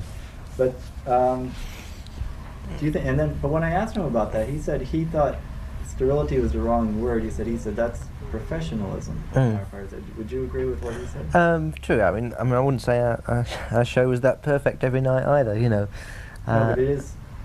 It is a rehearsed show. Yeah, yes, okay. it is. Yes. I mean, that's yeah. true. But I mean, that. I mean, there is the sort of the analogy of going to see a play at a theatre, you know, whereas everything has to be, everything is in place, and that whole thing of everything being like that works, and it all works together well, and it has the best effect, you know. It's like sort of, you know, an actor learning a part, you know, and playing a part rather than, yeah. There's not. It's very difficult in a way. I mean, it's always a bit different every night, even though it's, you know, the show is basically rehearsed, you know, but mainly for all the things are done for, you know, for the effect, you know. I mean, the lights are designed to go with the music, just to enhance, you know, the music, you know, what's happening with the music. Yeah, that gets back to what we were talking about rock musicians really being more than just musicians now. They're like entertainers, and the analogy with a Broadway play is quite suitable, I think, in that context. I don't think you'd call a Broadway play sterile. Unless it's a sterile cuckoo. Do you think that the music that's created today is earmarked to last, to endure, or are we all just really running around making things in a disposable society that's gonna? I think some of it will last for a long while. Yes. Because it's so big, you know. I mean, it's not the sort of thing that could, you know. I mean, records are selling so many copies, you know. I'm sure a lot of our generation will still be playing them in 10 years' time, you know. In the same. But in 20 years' time, will it still be the original version, or will it be? I think some will endure, you know. I mean, things like, I mean, mainly things like the Beatles, you know. I mean, they all endure forever, you know. I mean, So this is a question I ask just about everybody I interview, and the Beatles are the one group that practically everybody mentions. Yes, the songs have a very lasting quality. Yeah, don't know. But definitely. I don't know what it is, you know. Does it bother you so much that rock has become so corporate to a certain extent? Yes, I suppose it does in a way. 'Cause it does get to that point, you know. I mean, that's a lot of the things that, in a way, things like the sort of the punk thing in England is what they're reacting against, because it is getting a bit too much that way. You know, it costs X $1,000s before you can actually go out and put a show on, because you need all this equipment and all the lights, you know. And that's more just back to a sort of roots just going up and playing, you know. And, it is a bit that way, you know. But it's very difficult in a way, because once you get to sort of this sort of level, you've got to be able to sort of live with it in a way, because there's always that certain sort of amount of sort of business that goes attached with it, you know. I mean, you can't sort of ignore it completely, you know. I mean, you have to sort of keep sort of one eye on it, you know. So it goes in cycles. Yeah. Music shakes the business, and the business shakes the music. Do you think with that, plus the fact that people who go to concerts now really expect more of, since they're paying more for tickets, they're expecting more of a show, whether it be in use of video, theatrics, fashion, or whatnot. But when you get right down to the bare bones, do you think that all those things are really necessary? Now, as an example, I would use like Genesis, because the first few years they're very heavily in the theatrics, and they did it, I thought, like really well, with the lights and everything. And Gabriel left, and now they're not doing so much in the way of theatrics anymore. They've really pared the show down as far as that goes. Yes. And they're more successful now than they were before. Yes. Yeah. So I wonder if it's really, necessary. I'm not sure really, because I mean, we don't really get that much opportunity to see many other people's shows, you know. I mean, like all the sort of the acts that are touring America at the moment. I mean, I've never seen a Kiss show or ELO are coming over. I haven't seen them, you know. I mean, Zeppelin we've seen. They just took your name off the marquee and put ELOs up. Yes, because they're coming soon, aren't they? Yeah. It's very difficult actually, unless you actually go and see somebody else's show and sit out there in the audience and sort of try and see it through as though you're one of the crowd. It's I don't know. That's our thing about of being insular. You know, we don't take that. You know, we don't sort of tend to take that much notice of what other contemporary acts are doing. You know. So you feed off of each other really more than. Yes, yeah. I mean, we read the papers, we read the reviews of what people have done, But I suppose we're fairly insular, I think, in the way of what we do in our show. It's not sort of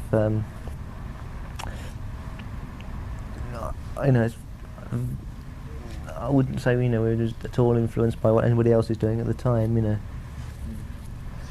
Did you say, would you agree that the secret to success for a band in the 70s now lies in being able to take a variety of styles and synthesize them into their own? Not really, no, it's just good music. Yeah. It's good music,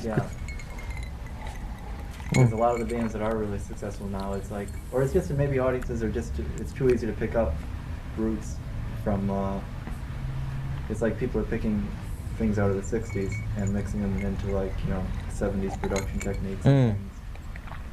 Yeah. I don't know, just good, I don't know, no secret success formula at all, is there? No synthesizers either. Yeah. Do you find it, well, I don't even know if you're going to agree with this actually. Do you find it at all ironic that whereas what Elvis was to the 50s and the Beatles were to the 60s, Queen is being said to be to the 70s in terms of a new direction or creating a new happening? Is it possible, even given the amount of competition, to have a group to be a happening in the 70s? I wouldn't have thought so, really. I don't know, 'cause there's a lot of acts around at the moment, really. Still, I mean, it's a big field, I don't know. I think it is time, like some of the sort of late 60s and early 70s groups, like the Zeppelin, the Who, and the Stones, perhaps step down a little, from, because they have been around a long while, haven't they? A lot of those groups, It's very difficult. Given that the mention of sterility that we were talking about before. Do you think that you're more liable to have that charge leveled against you on this tour, since you're playing mostly large halls, which tend to be somewhat more cold and personal just to begin with? I hope not. I hope not. I mean, I didn't get that last night. No. It surprised me. No. Because I was kind of afraid it would happen. Yeah, I hope not, because it's a live show is always, it's always different in a way, because we're just, we're playing it live, I mean, so I hopefully it wouldn't come across. I hope not, anyway. It's just that people I mentioned, talking to us said, yeah, well, they're playing Madison Square in Boston. Yeah. And they're going, oh. Yeah. It's a whole trip involved just getting into these places, instead of... I think that's what it is, just a yearning for the old days where you could just go out on a Saturday night and go see somebody, rather than now it's just a whole involved process. Yeah. Just to get to the door. Yeah. If Queen were to break up or to decide to call it a day, yes, would you go on to another band, or do you think you would? I wouldn't go on to another band. No. No, I think we'd all. I think we'd all be definitely involved in the music business in some way or another, because we've all been living with it and in it, and also we've all got sort of, things that we'd like to do. I don't know. That time hasn't come yet, and I think we've still got a lot more within the group as well. Oh yeah, I'm not trying to write your obituary. No, I don't know. I think I wouldn't go in another group. No, I wouldn't personally myself ever do a solo album or anything like that, because I don't. It's very difficult from groups for any one individual ever to sort of live up to anything that's close to what the group as a whole had at all. Very difficult indeed. It happens very rarely, doesn't it? When you think, I don't know, it's just things like, as you say, the Who or the Stones, like Bill Wyman or Entwistle, they've all had their go at solo efforts. I haven't heard much about them, but Wyman hasn't done very well. No, he did. Is the music any good or what? It's okay, but it's kind of vapid. Yeah. Does he write the material then, or not? Or some of it, yeah. Some of it, or did he do it with somebody else? I don't know. It's probably a thing of just wanting to do something. You've been working with these, these other guys for years, and it's probably nice just to have that freedom one day and go off and do something, But I suppose that's true. Could be true of us as well. When we work as Queen, when we do things, it has to be sort of. It's done in conjunction with everybody else, so it gets sort of passed by everybody else, where there are probably certain ideas that the people in the group would like to do, but can't bring out because we work so hard. We only get through one album a year, right? And only has sort of 10, 12 tracks on it, and that doesn't have the full scope of everything that we're possible. What is capable of within the four of us individually. Because we're all sort of. We could all actually, do more than is, let's say, on a Queen album, But that may come, in a year or so's time, People who do things on the side as well. But I wouldn't see it a case of actually anybody sort of going out and doing something separately, or I would see it more, say in conjunction, with the group still there. Perhaps people just doing other little things as well, But I think. We may not even bother want to actually perform on anything else. We may just sort of go into the more production side, doing things like that, as well. You, as a band, you use the studio mainly as another instrument anyway. Yeah. The thing that occasionally something and cheese me off is that you'll always see a solo album from somebody in a group. When you look at the back. Using some of the people, at least one or two of the people from the group that they're in anyway, and I always wonder, well, what's the point? Other than the different royalties and whatnot. Yeah, I suppose it's ego really in a way, just having it's their album, It doesn't seem necessary. Yeah, I know one person in particular is Brian Ferry, isn't he? Because with Roxy, he go off and do his own solo albums, right?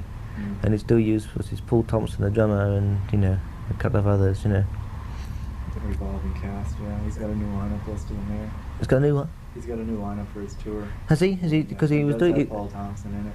Yes, yeah. He was going to do. Yeah. I mean, that's sort of. I mean, it's all right for Mr. Ferry, but for Paul Thompson, who was part of Roxy as a group, you know, is now being sort of just a drummer in Ferry's band. You know, it's a, you know, not such a nice ball game in a way for him, I would have thought. I'm not really quite sure just what their ball game is at the moment. Yeah, because they were supposed to be doing a tour in England before Christmas, but I think he got some sort of problems. Yeah, some trouble. So I don't know. Is that first tour in England or for to come over here? Well, it's for England, right? England first, yeah. He's gonna have a new album out before the tour. Yes, yeah. I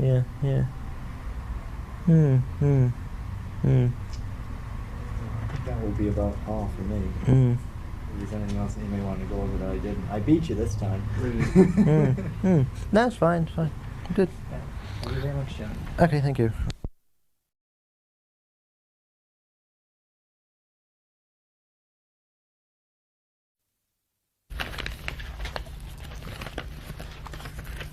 The first thing I wanted to ask you was, just from watching the show last night, it was just kind of reinforced in my mind that it seems that today one of the main problems of being a performer is that you have an image or whatnot. And have you ever found this to be a problem or difficulties in just trying to deal on a one-to-one basis with people? Problem having an image? Never. Having been dealing with it's well, number one. A certain way. Yeah, well, no, I must. It's not sort of the kind of image that I put across is not planned or anything. It's just something that's progressed over the years, and it's something I live by. I mean, it's authentic, and it's not false at all. So I mean, you know, I just go about. I just feel that it's a natural part of my life. When I'm on stage, I am like I am, and when I'm off stage, I'm from what I gather, from what I feel, is I'm a different person. A lot of people expect me to be the kind of person off stage that I am on stage. Which this is what you're trying to get at. Well, I'm certainly not. I don't think so. I certainly have. It's very difficult to analyze it like that. You know. I mean, when you're on stage, you put across. You come up with different vibes, and it's just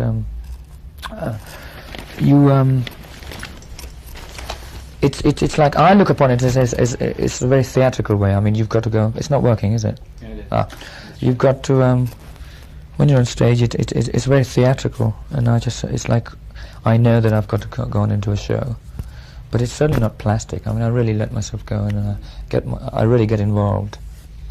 But it's it. I'm sort of, and then when I'm off stage, I'm sort of, I try and be me, you know. You know, the thing that I found really curious is that I really enjoyed your show last night. I wasn't expecting to, because I'm not a real big fan of large halls. But it always seemed to me like when I've seen you like in like really small halls before, it always seemed like the cabaret intimate. Yeah. Well, that's. I think we've gained a bit of experience. I mean, now with the larger halls, and I think we try and maintain that sort of intimate atmosphere. I know what you. It's that kind of atmosphere we like. You know, sort of. It is difficult in a large scale, but what do you do? I mean, you just try and sort of. It just you have to work just that much harder. You've just got to. They're sort of professional things, like you've got to sort of play to the back a bit more and things, and try and gain that kind of intimacy in a large place. But I know what you mean. There was a spate when we really did. We were so used to playing the sort of intimate places that it was a bit difficult to adapt. But there is always that transition point where you have to do a few halls and then work it out. You know, sounds very cold and calculated, but that's the way. When the band first got together, you started the band, or the band started working more on a concert level as opposed to going around and doing the pubs and small halls. Yeah, that is true. Yeah, everything. We did that deliberately. We just felt that it would be a waste of time doing the sort of club circuit or whatever, because we had even at that time we had certain very vivid ideas of what we wanted to do with lights and things like that, because you know, and it's useless trying to do a sort of Am I fucking this up? I think I am, by doing this. It's just interesting little noises. Uh-huh. We just felt that if we weren't, even in the early days, if we weren't able to put on the kind of show we wanted, it wasn't worth doing it, because I hate this sort of process of doing a show and making excuses afterwards, you know? Once you do a show, you've got to sort of stick with it. And if you sort of do a show and say, oh, well, look, we do a show with a lot more lights or whatever, but we couldn't do it today because so and so happened, that's bullshit, you know? And so we sort of looked upon it that way from the start. If we felt that we had to do a club circuit or whatever where all the facilities weren't ready, it just wasn't worth it. So we were being selective. And in a way, it was a case of cutting your nose to spite your face type thing, you know. But we were well aware of it. You know, I'm thinking more too of like in the 60s, I mean, the way for a band to go was to go around paying the dues and whatnot. Do you think the way that you've approached it is more endemic of the 70s and is perhaps a more valuable way for bands to do it? Because I notice there's more bands who are trying to do it that way. I think so now, yes, yeah. I don't know. Are you trying to say that we were the forerunners of things? I don't know, maybe we did. We did break a certain so-called trend or something. It's just the way we wanted to do it, you know. I feel a lot, of course, now a lot of the bands are doing it that way, yes. Gone are, I mean, so much has changed. Gone are the days where you, I mean, look at it now, shows are much more of a production thing, and it's just gauging competition. I think that's the way, and bands are becoming clever. I mean, they're not art school rejects anymore and things like that. They're clever, and they're getting into the business, I think, anyway. Well, we certainly are, and we learnt it the hard way. But even then, we'd sort of, I think we gained experience, or so-called experience, in the early days by being in different bands. And when we actually went to going about getting a recording contract, we just made sure that we weren't going to fall into these bad categories, you know. We learnt a lot from sort of Brian and Roger being in Smile and how they got ripped off and things like that. And I think a lot of the new bands are aware of how to sort of, it's not just, okay, let's have a recording contract and that's it. It's all going to be peaches and cream. It's, I think they're aware of it being a business proposition as well as a musical one. Yeah, it seems that, especially in the last Give me a 6 glass years, of water. that rock has grown up more. It isn't just its own art form anymore, it's like an entertainment. Well, it's become such a big business, you know. And yes, and one can't look upon it as a semi-pro sort of career or whatever. And it's just, I mean, I never believed, to be honest, that it would become like that. But it's become so much more interesting anyway, which is nice. It's become a whole project. It's become a very sort of large project that we've undertaken, and sort of there's so many tangents, and it's nice. One can, you know, one feels, you know, the business angle coming in. One sort of takes to that, and one has to be very careful of weighing it all, making sure that you've got all those angles in check. You know what I mean? Sort of. One can't just sort of look upon it as a musical career and forget all the business side, because I don't think it works that way. You've got to keep. Well, this is talking from personal experience. The four of us. One has to keep in check with all the things that are going on. One has to take a hand. You must have key people around you to take care of all those things, but one has to take a personal interest in what's going on. Yeah, it often seems that rock is like a really good example of what Taffa was talking about in Future Shock, where things accelerate so quickly and you just gather people around you who are specialists and in their field for a certain finite period of time, and then then it goes apart again. Yeah, it's very hard to find those kind of people, really. There's a lot of it. I mean, trust is it's very difficult to find people, trusting people, you know, especially with the kind of people we are. We're very sort of, we're very highly strung, and we're very meticulous and fussy, and we really have a very hard, we veto them very well, I should think. It's a very, and it takes a while before, and also because the kind of sort of, the stages that we've gone through, you know, through sort of, what with the Trident kind of thing, we've sort of, you know about the trident kind of thing. We used to be a trident, and that's taken a lot out of us, and we're very, very careful and selective now on the kind of people that will work with us and become part of the Queen unit. And because we've sort of learned it the hard way. Yeah, you're talking about being perfectionists. I've read a few times in the past criticisms of the band on stage for being overly meticulous? Yeah, to the point of sterility, or to the point where you would put on the same show even if the hall were empty. It's like, I mean, it sometimes seems like you don't need the audience. Depends how you look at it, because I in that way I would term that as true professionalism, really, because it is a fine dividing line. I mean, you get people who are sort of spontaneous every night, and you come up with different things. There's a lot. The kind of show that we put on is sort of triggered off with certain, how shall I put it, certain basic stepping stones, you know, where, I mean, that's how you gauge it. I mean, you can't have an overall spontaneous show, because then things like lights and the kind of things just wouldn't be on. But that's the kind of theatrics that we rely on, and we want to use that, you know. So therefore, but I mean, it's not true that, I mean, if you come and see a show, how many shows have you seen? You probably... This is the first one we'll probably see it. Yeah, they do change, and when that, it's what we're trying to do is, I mean, the show has a very large framework where we work within that framework. But within that, there's a lot of change. That's what we're trying to say. But I mean, we don't suddenly sort of go on every night and say, okay, we start with this number or whatever. There has to be a certain format for it. Definitely a logical progression in there. But I mean, I wouldn't call us sterile. I mean, it's depends what kind of words you use. It can be. I mean, perfection can be misinterpreted in lots of different ways. I mean, being meticulous and things. What? Yeah, I'm sure this has been asked before, but I'd like to ask it anyway. What are you thinking behind the black versus white? No, that's all. Very true. It's something that we tried a long while back, and it's a lot of people might probably think that that's what we carry on, but we've got into this sort of.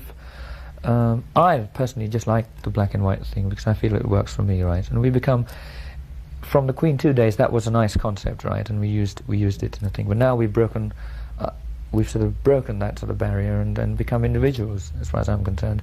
And we sort of wear what we want, that kind of thing, and the kind of image. We individually project an image that we like. And it so happens that I still like the black and white thing. Gone are the nails and all that kind of thing. So it's just something that I'm very I'm one of those people that don't like to stick with one thing for too long. I like to sort of do something and say, okay, that's past. And I'm always searching for new ideas and something new, because I feel that's what keeps me going. I don't like to be set in one way for too long. And you know, there are certain things that I like doing for a long while, but I still feel that you can do that with a different twist every time. Just so that the interest is there, so that we don't get stale. And so we come up with a fresh sort of show every time. We have to do the same numbers, obviously. I mean, we can't suddenly say, forget the last album, because that's... So you have to keep all that in tow, you just have to weigh it. And but the black and... You were asking if the black and white theme was still... Well, see, as far as you're concerned, maybe, as far as we're concerned, maybe we're not as conscious as, say, you are. You probably are thinking about it, oh, look, this is the black and white thing. Yeah. I mean, I just knew it. Did you? Well, that's not how it's been done. It hasn't been done before. You reckon? A lot of people... I don't think so. Well, you're probably cleverer than most. A lot of the first reaction would have been that I was going to come on in black, say, in Brian's solo, right? Because that's the place that we used to do it. Because Brian takes a solo, we all go off, and it's quite obvious that something's going to happen, and we don't. Well, that's the slight change, you know. I love, but that's the theatrics part of it coming into it as well. I love it change. I love to change clothes and do that. My first reaction was, oh no, they're using tapes. I said, you know, that's kind of bogus. Then, you know, I said that a while ago. Well, let's say nobody's around, and I went. There you are. Yeah. Well, that's. Well, I'm glad you saw that into it. I mean, a lot of people will probably say, if you look at it as a show, you know that we're consciously there to make people aware that we're not bloody well going to use tapes and do, because it just, for us it doesn't work anyway, you know, to try and mime with this, because that's not what we're all about. And we're the first people to say that if we can't do a number on stage that we've done on record, we will forget doing it, you know. We won't try and sort of cheat with tapes and things. But as far as Rhapsody is concerned, I think, and I mean, you should just take Rhapsody. I mean, see the natural progression of that. At the beginning, we felt, okay, we felt we weren't going to be able to do it on stage, so we did it in the medleys and did it in a few sections, right? And we used the operatic section as an opener. And then this time round, I mean, in fact, it was only in Boston when we were routining, I just only thought of the idea. I said, look, we're not going to use it as an intro.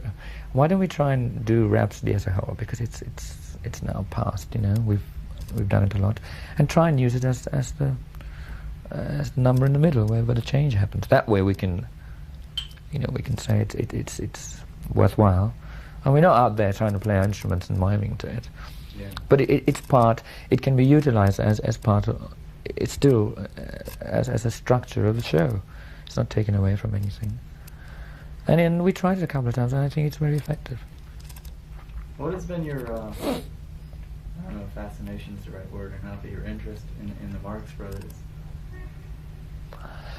I like their movies, you know, that's about all, really. I think it's just something that started as a very flippant gesture, really, and it's grown a bit, and now I think it's just going to die off, you know, something that we embark on, and when we do something, we do it properly, as you know, and we sort of got our teeth into it, and now we took it a stage further with this album. I think A Night at the Opera was a good title for that album, I feel, because it had operatic content, and while we were doing that album, we felt we've got to come up with a title that means something, you know.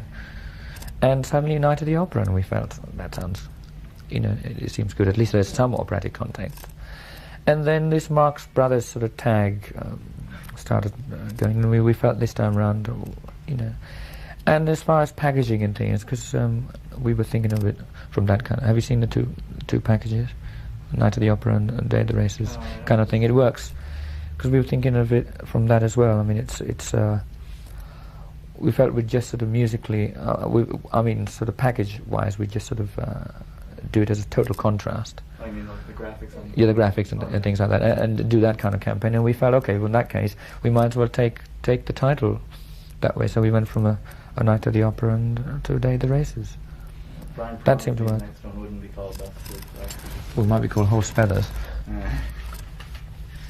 No, I think I just feel that we've talked about it, and we feel we've had enough. It's been a kind of a gamble. It's been a sort of a risk. It's been fun, you know. But I mean, what's the title? For a layout in the paper too. Yeah, there you are. I mean, what are titles? I mean, it just depends. We don't really consciously think. Well, it's not the titles that worry us. It's basically the music, and we go ahead and then we think, oh God, we haven't. So sometimes the title will just come up, and we keep it going for a few days, a working title or whatever, and then, I mean, like. Take, for example, A Day of the Races. I mean, that's the logical one. You know, we said, okay, what's the next one going to be? And okay, Day of the Races. Oh no, you know. And we carried on. And we thought of all kinds of things, and we just felt, oh, look, it's not working. And in the end, I just said, well, look upon it. Say, forget the music part of it. Look upon it from the graphics point of view as well. And that seemed to tie in quite well. In the end, we had to make a decision. There's like a definite music hall type quality to several of the numbers that you write, and that was what really occasioned my question about the Marx Brothers, because kind of coming from but after that, if you delve a bit more into it, then I mean, if you want to analyze it and draw comparisons, which quite a few people have drawn, there are a few. I mean, this becomes, I mean, it sounds so corny to say it, but I mean, it was a spontaneous decision, and then we looked into it, and there were a lot of parallels. I mean, the Marx Brothers were sort of, they took a lot of care in their work, and Roger's got a few books on it, and he sort of looked it up, and it's quite fascinating to actually draw a few parallels, you know, which is quite good. I mean, they did take, they were meticulous and things, and they took a lot of care and a lot of time over. I mean, how long? I mean, did they take doing their films? I mean, and I think that's what gauging by the kind of telegrams that Groucho sent us. And sort of, that's quite weird too, you know. So there are a few parallels, and then the so-called the film Night of the Opera being a day the races following Night of the Opera is quite a sort of thing as well. I mean, we want to know that we were going to call a day at the races, the album A Day at the Races after Night of the Opera. Do you know what I mean? It just sort of happened. That's the way the Marx Brothers did it. That's sort of weird. Well, it's also like when they show Marx Brothers film festivals over here, those two are always yeah, together. that's really weird. I feel it'd be quite nice to. I can see the two albums becoming a package for later on. The singles that have been most successful for you, though, have been like Killer Queen, Bohemian Rhapsody, and Now Somebody to Love, and they've all been kind of in that, a little bit in that musical type vein. Do you think that music hall? When you say as opposed to Keep Yourself Alive. Okay? Yeah. All right. Now, do you think that songs like Bohemian Rhapsody, for you as a band, are more commercially viable than, say, Keep Yourself Alive and the harder things? No, it's just one area. That's just one aspect, just one of the areas of our music. When you say vaudeville, you see, I feel, to me, vaudeville are songs like Seaside Rendezvous, the one Brian did, the George Formby, God, what's it called? You know the George Formby ukulele number on Night of the Opera? God, I've forgotten the name. Oh dear. Anyway, it's the God, what's it called? That's the one album I'm not familiar with. Night of the Opera. I'll think about it in a minute. Those ones, and Lazing on a Sunday Afternoon. That I feel is vaudeville. But as far as I'd say, songs like Rhapsody and Somebody to Love are big production numbers, so very, very vocal orientated, which is a very heavy aspect of Queen, which is quite a key sort of factor, and that is why I feel they are. We've chosen them as sort of singles, but I don't think that they equally as strong are the sort of hard rock sort of things. Somebody to Love in concert is like quite a bit different than the record. Of course, but it has to be, because how can you recreate a 160-piece choir effect? It's like a Black Soul. Well, there you are. We could have done it, see, but that's one thing that would be wrong to actually, because we were actually performing at the time. You think it would be fun doing it with tapes? It just wouldn't. That is why. That you didn't do it, as a matter of fact. Well, with tapes, but we wouldn't do it, because that'd be silly. Now that would be sort of trying to either cheat or trying to sort of that would be a big cheat. Yeah, it wouldn't be so much a gimmick. It would be just a big cheat. Like 10cc or people do things like that, I should think. No, using backing vocals. I mean, there's no point, after having done it on the record, what's the point of trying to sort of, I mean, as far as I know, a lot of the people who buy our records are intelligent enough to realize that all the vocals that are on the record are us. Therefore, I don't think we should try and sort of recreate, they know that the three of us, the four of us, can't possibly recreate the choir effects, no matter how hard we try, I'm afraid, with as many tape loops or whatever. So therefore I think, as long as the atmosphere of the song is put across and the way you deliver it, that's what's more important as far as I'm concerned on stage. Okay, which would you say gets people off more in concert? The harmonies or the music itself? The whole show. I think it's the versatility of it. That's the whole fucking point of doing it. If we realize that it was just the hard rock and roll stuff. I mean, we knew in the early days that the hard rock and roll stuff used to go down better. That's because we didn't really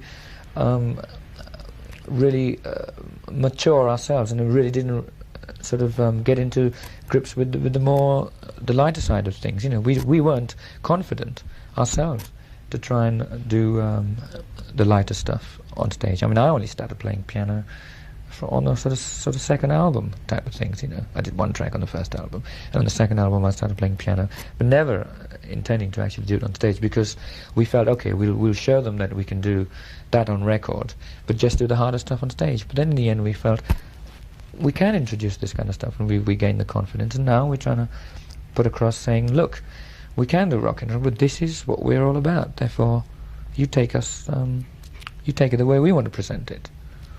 And I feel that you can't just analyze, you can't boil it down to saying what are the numbers that go down well on stage, because I feel that for us we're going to put it across as this is the way we put on a show, this is the versatility content, which I think is our strong factor. I think a lot of people especially now, after the fifth album, they know that we do quite a varied number of songs, and they want to hear those, and we want to do them. Is that the tea? Can you bring it in?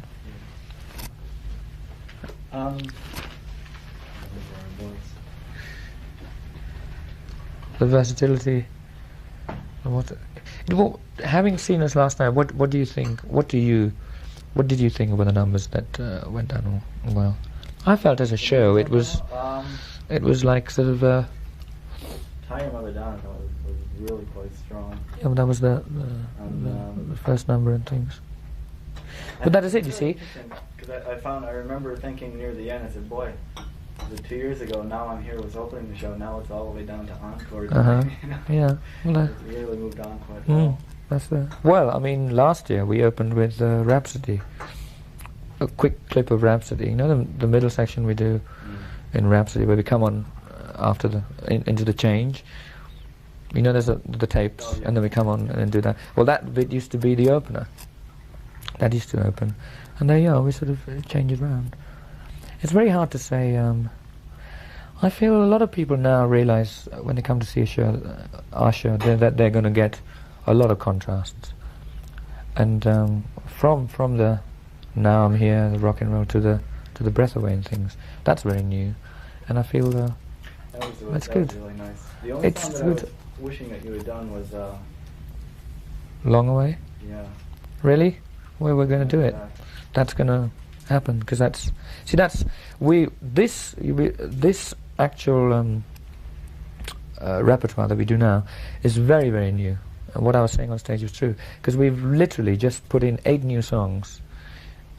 Just having flown over to Boston, that's like, yeah, well, you know, and we've really, and Long Away is one of them, and we just haven't quite, we don't feel it's quite right to put it in, so we're going to practice it a bit more and find, because it's not just doing the song, it's finding out where it slots in as well, because it's got the whole, we look upon it as the whole show, and it's got to come in at the right point, you know, gauging ups and downs, you know, and that's very important. So I think we finally found a spot for it, and once we feel it's right, then we start introducing it. But things like Breath Away and Somebody to Love, oh, that is a killer, I tell you. That is like nerve-wracking time, you know. I go, Somebody to Love, right? Whoosh. The first time we did it so fast because we just wanted to get it over with, but it's forming into. You want some tea? Cringe. I still cringe at the fact that we have mirror balls and the smoke and things, but I think within reason, it depends. I mean, if you get rid of, it's the same way as we've got rid of a few kind of clothes I wear, and a few kind of. There is always a transition point, you know. One has to adapt, and there comes a time where we will find it necessary to remove certain things for others. But I mean, I know a lot of people will say, "Oh, here they go. They have their smoke bombs, and everybody does that." But I feel certain numbers need that, and until we feel that they don't need them, then we drop all those kind of things. But it's the same way as you say that you're quite relieved not to see any laser beams. I'm very aware of those kind of things. You know, a lot of people use smoke and things, but if it creates the right kind of atmosphere, why not? You know.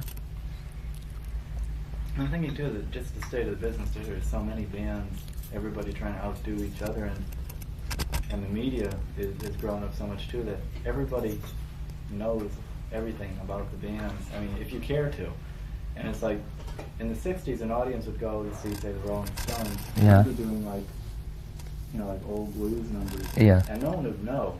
Yes. I mean, people go to see, like you people now, and they'll Yeah. say, oh yeah, well that sounds like Zeppelin, that sounds like this, that, and the other thing. It's Do you think become a. do It's you think become a. it's more difficult for a band to make it today, just because there is so much more? It's always been difficult, and I think it's getting more so, because the competition is so great, and I think the standards are so high, and that's why you get. I mean, look at the kind of light shows and the kind of PA systems and the productions in shows that you get these days.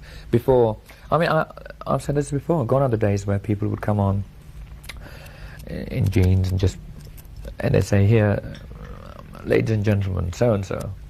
You come in, hi there, plug in and go. I mean, it has to be production these days, I feel, and a lot of people are getting into it because people want more. The price of albums have gone up. Clearly. They want more. They want more from you. Do you think it's possible then to still write music today that will be considered standards in the future? Or are we all just working in the disposable system? Oh, I should bloody hope so. I should think so. Oh, yes. There is still, no matter how great the competition, there is still movement, there is still room for originality and good songs. Of course, my God.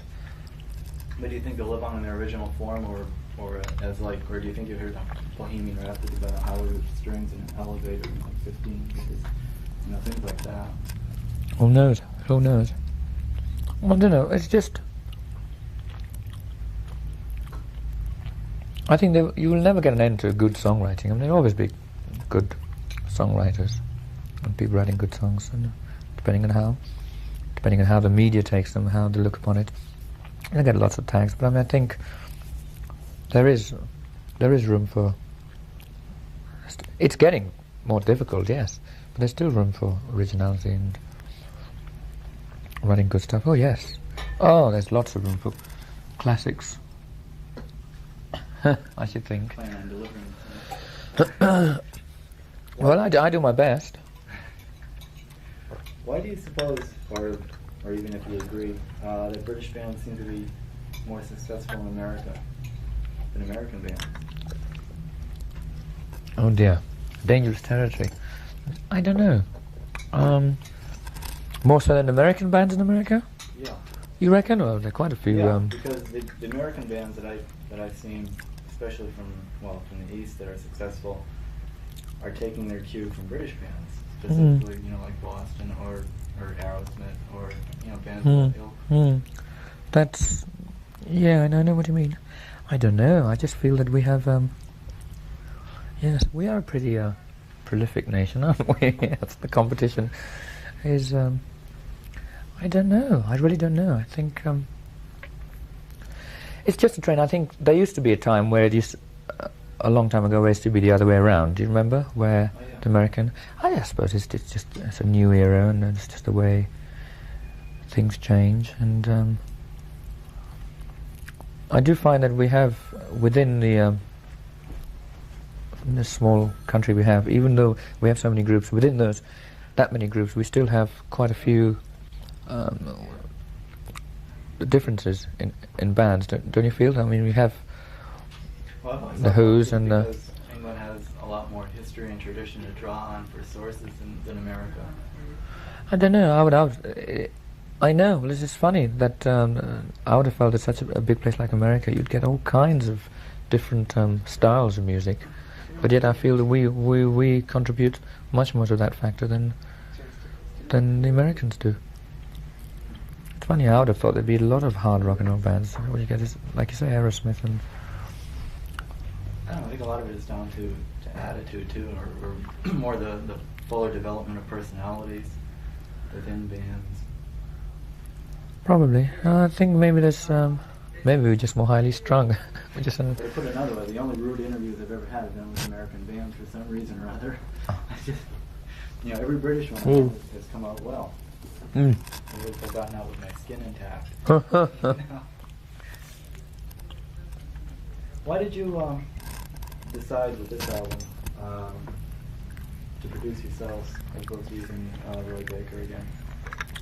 Ah, well, you probably asked all that to the other. I asked, well, John I particularly want to ask. I asked Brian, he said it was amicable, he just said he didn't feel it was particularly necessary anymore. Oh yes, it's definitely amicable. In fact, you never know, he might be even coming back in the future. It's just something that we wanted to try out, and it's always been a joint production thing from the start anyway, and we felt that we were putting more and more into it, and we just felt that this time around we could try it ourselves. It's just a natural state of progression, and you know how you eventually want to do things yourselves, and we thought, why not give it a try? And it was amicable, and it's okay. He's pretty pleased with the outcome, and maybe on the next one or the one after that he might come back again. It was a lot of hard work.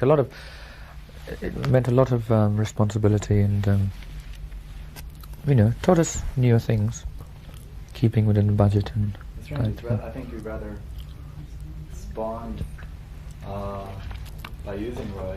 Now that he's not currently working with you, he's spawned another whole spate of bands who.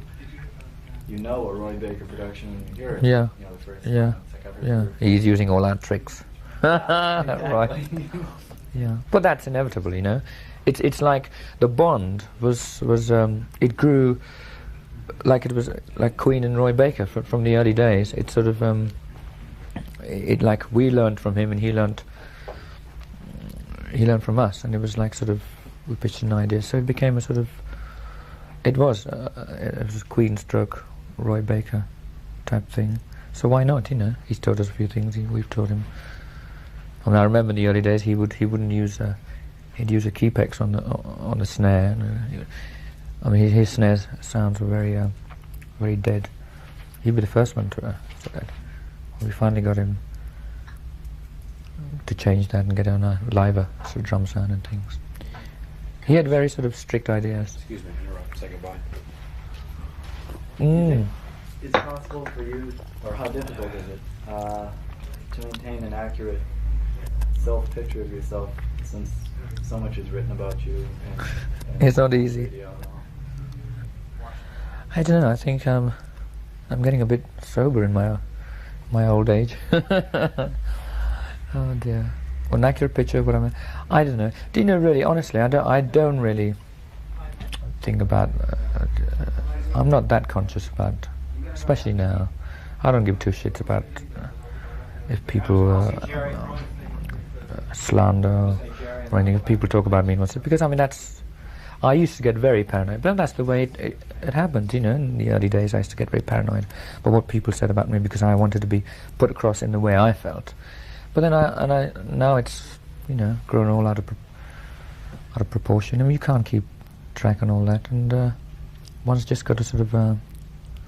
I don't believe everything I read about me anyway, and I sincerely mean that. God, gone are the days. In fact, I get a bit annoyed if I'm not quoted in teasers anymore, or misquoted in teasers. I look forward to those days.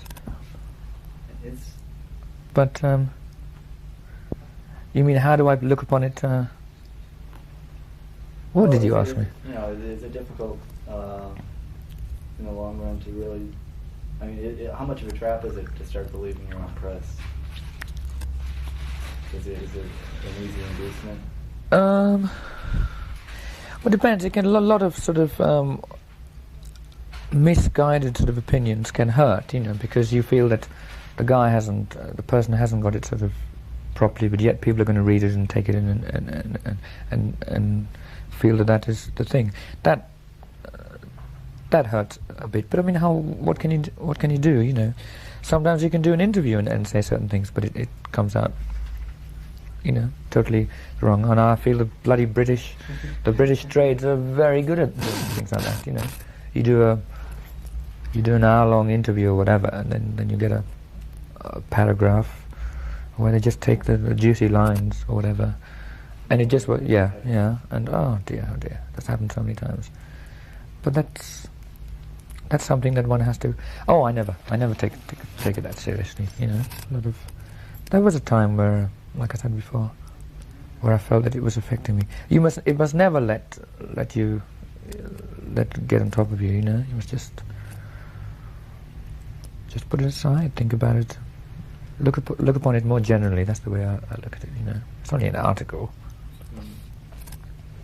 Do you have projections, album-wise, as to what you feel you'll be doing in the future? Because it seemed to me like Sheer Heart Attack summed up the first 3 albums, and I'm curious as if your next album will be kind of like very difficult to say. Very, very difficult to say, because we've never ever thought about it in those terms. We basically, I'm sure Brian's told you that, we basically just go back when we I don't think we ever write on the road. We've never written on the road. And it's basically, I mean, we get back home, and when the tours are finished, we know that it's in a couple of months it'll be time to record another album. So we basically gather our ideas together, and then we go out, we write individually, and then we get together and then play each other the songs, the ideas, and that's when we try and work out which way the songs are going to go. And the last 2 albums have been just that. I mean, you know, they've been individual songs from individual writers, and then we gather all the songs and we just picked. It's a long process, a lot of rows, a lot of, because, you know, it's very hard to do. And then we try and work out, you know, what kind of an album it's going to be. You don't use studio musicians when you do No. an album. No. Nor, with, as far as I know, the exception of Roger, you yourselves don't do studio work for other people, or you don't play on other people's albums. Do you think that you can sometimes get cut off from Yes. what's happening by not doing that? Well, the main reason for not doing that, I think, is not from the want of wanting to do it. It's that I think we're just so involved with what we're doing. We are very, very busy, and I'm sure I have had offers to do odd bits and things, you know, but I just haven't, because basically I feel that we've got so much more to do with the Queen and within the Queen format that I wouldn't want to do anything else, because I'd be forsaking, you know, there's so many ideas that we still want to do with things. But if, at the moment, I know what you mean. I've done the odd production things, as you probably know, maybe you don't know, just to get, and it's nice, so that I did a thing on a person called Eddie Howell, just a friend of mine who wanted a song, and I sort of liked it, and I went in there. It was like I had 3 days before, on the last tour, 3 days before we started on the American tour, and I said, okay, I got 3 days off. Went in there and did a production, just produced a single for him called Man from Manhattan, and that was nice because I looked upon it. It was very good. I wanted to do it for this reason you say, because I felt I'd like to sort of work on something outside the Queen idiom, and see how I could do it. So I mean, it was wonderful, because it was like I had to look upon it as I had a budget which was much smaller than Queen's, and it was somebody else, and I had to look upon it, and it was very hard. And it was quite an experience for me to try and sort of look upon somebody else's sort of music and not try and treat it,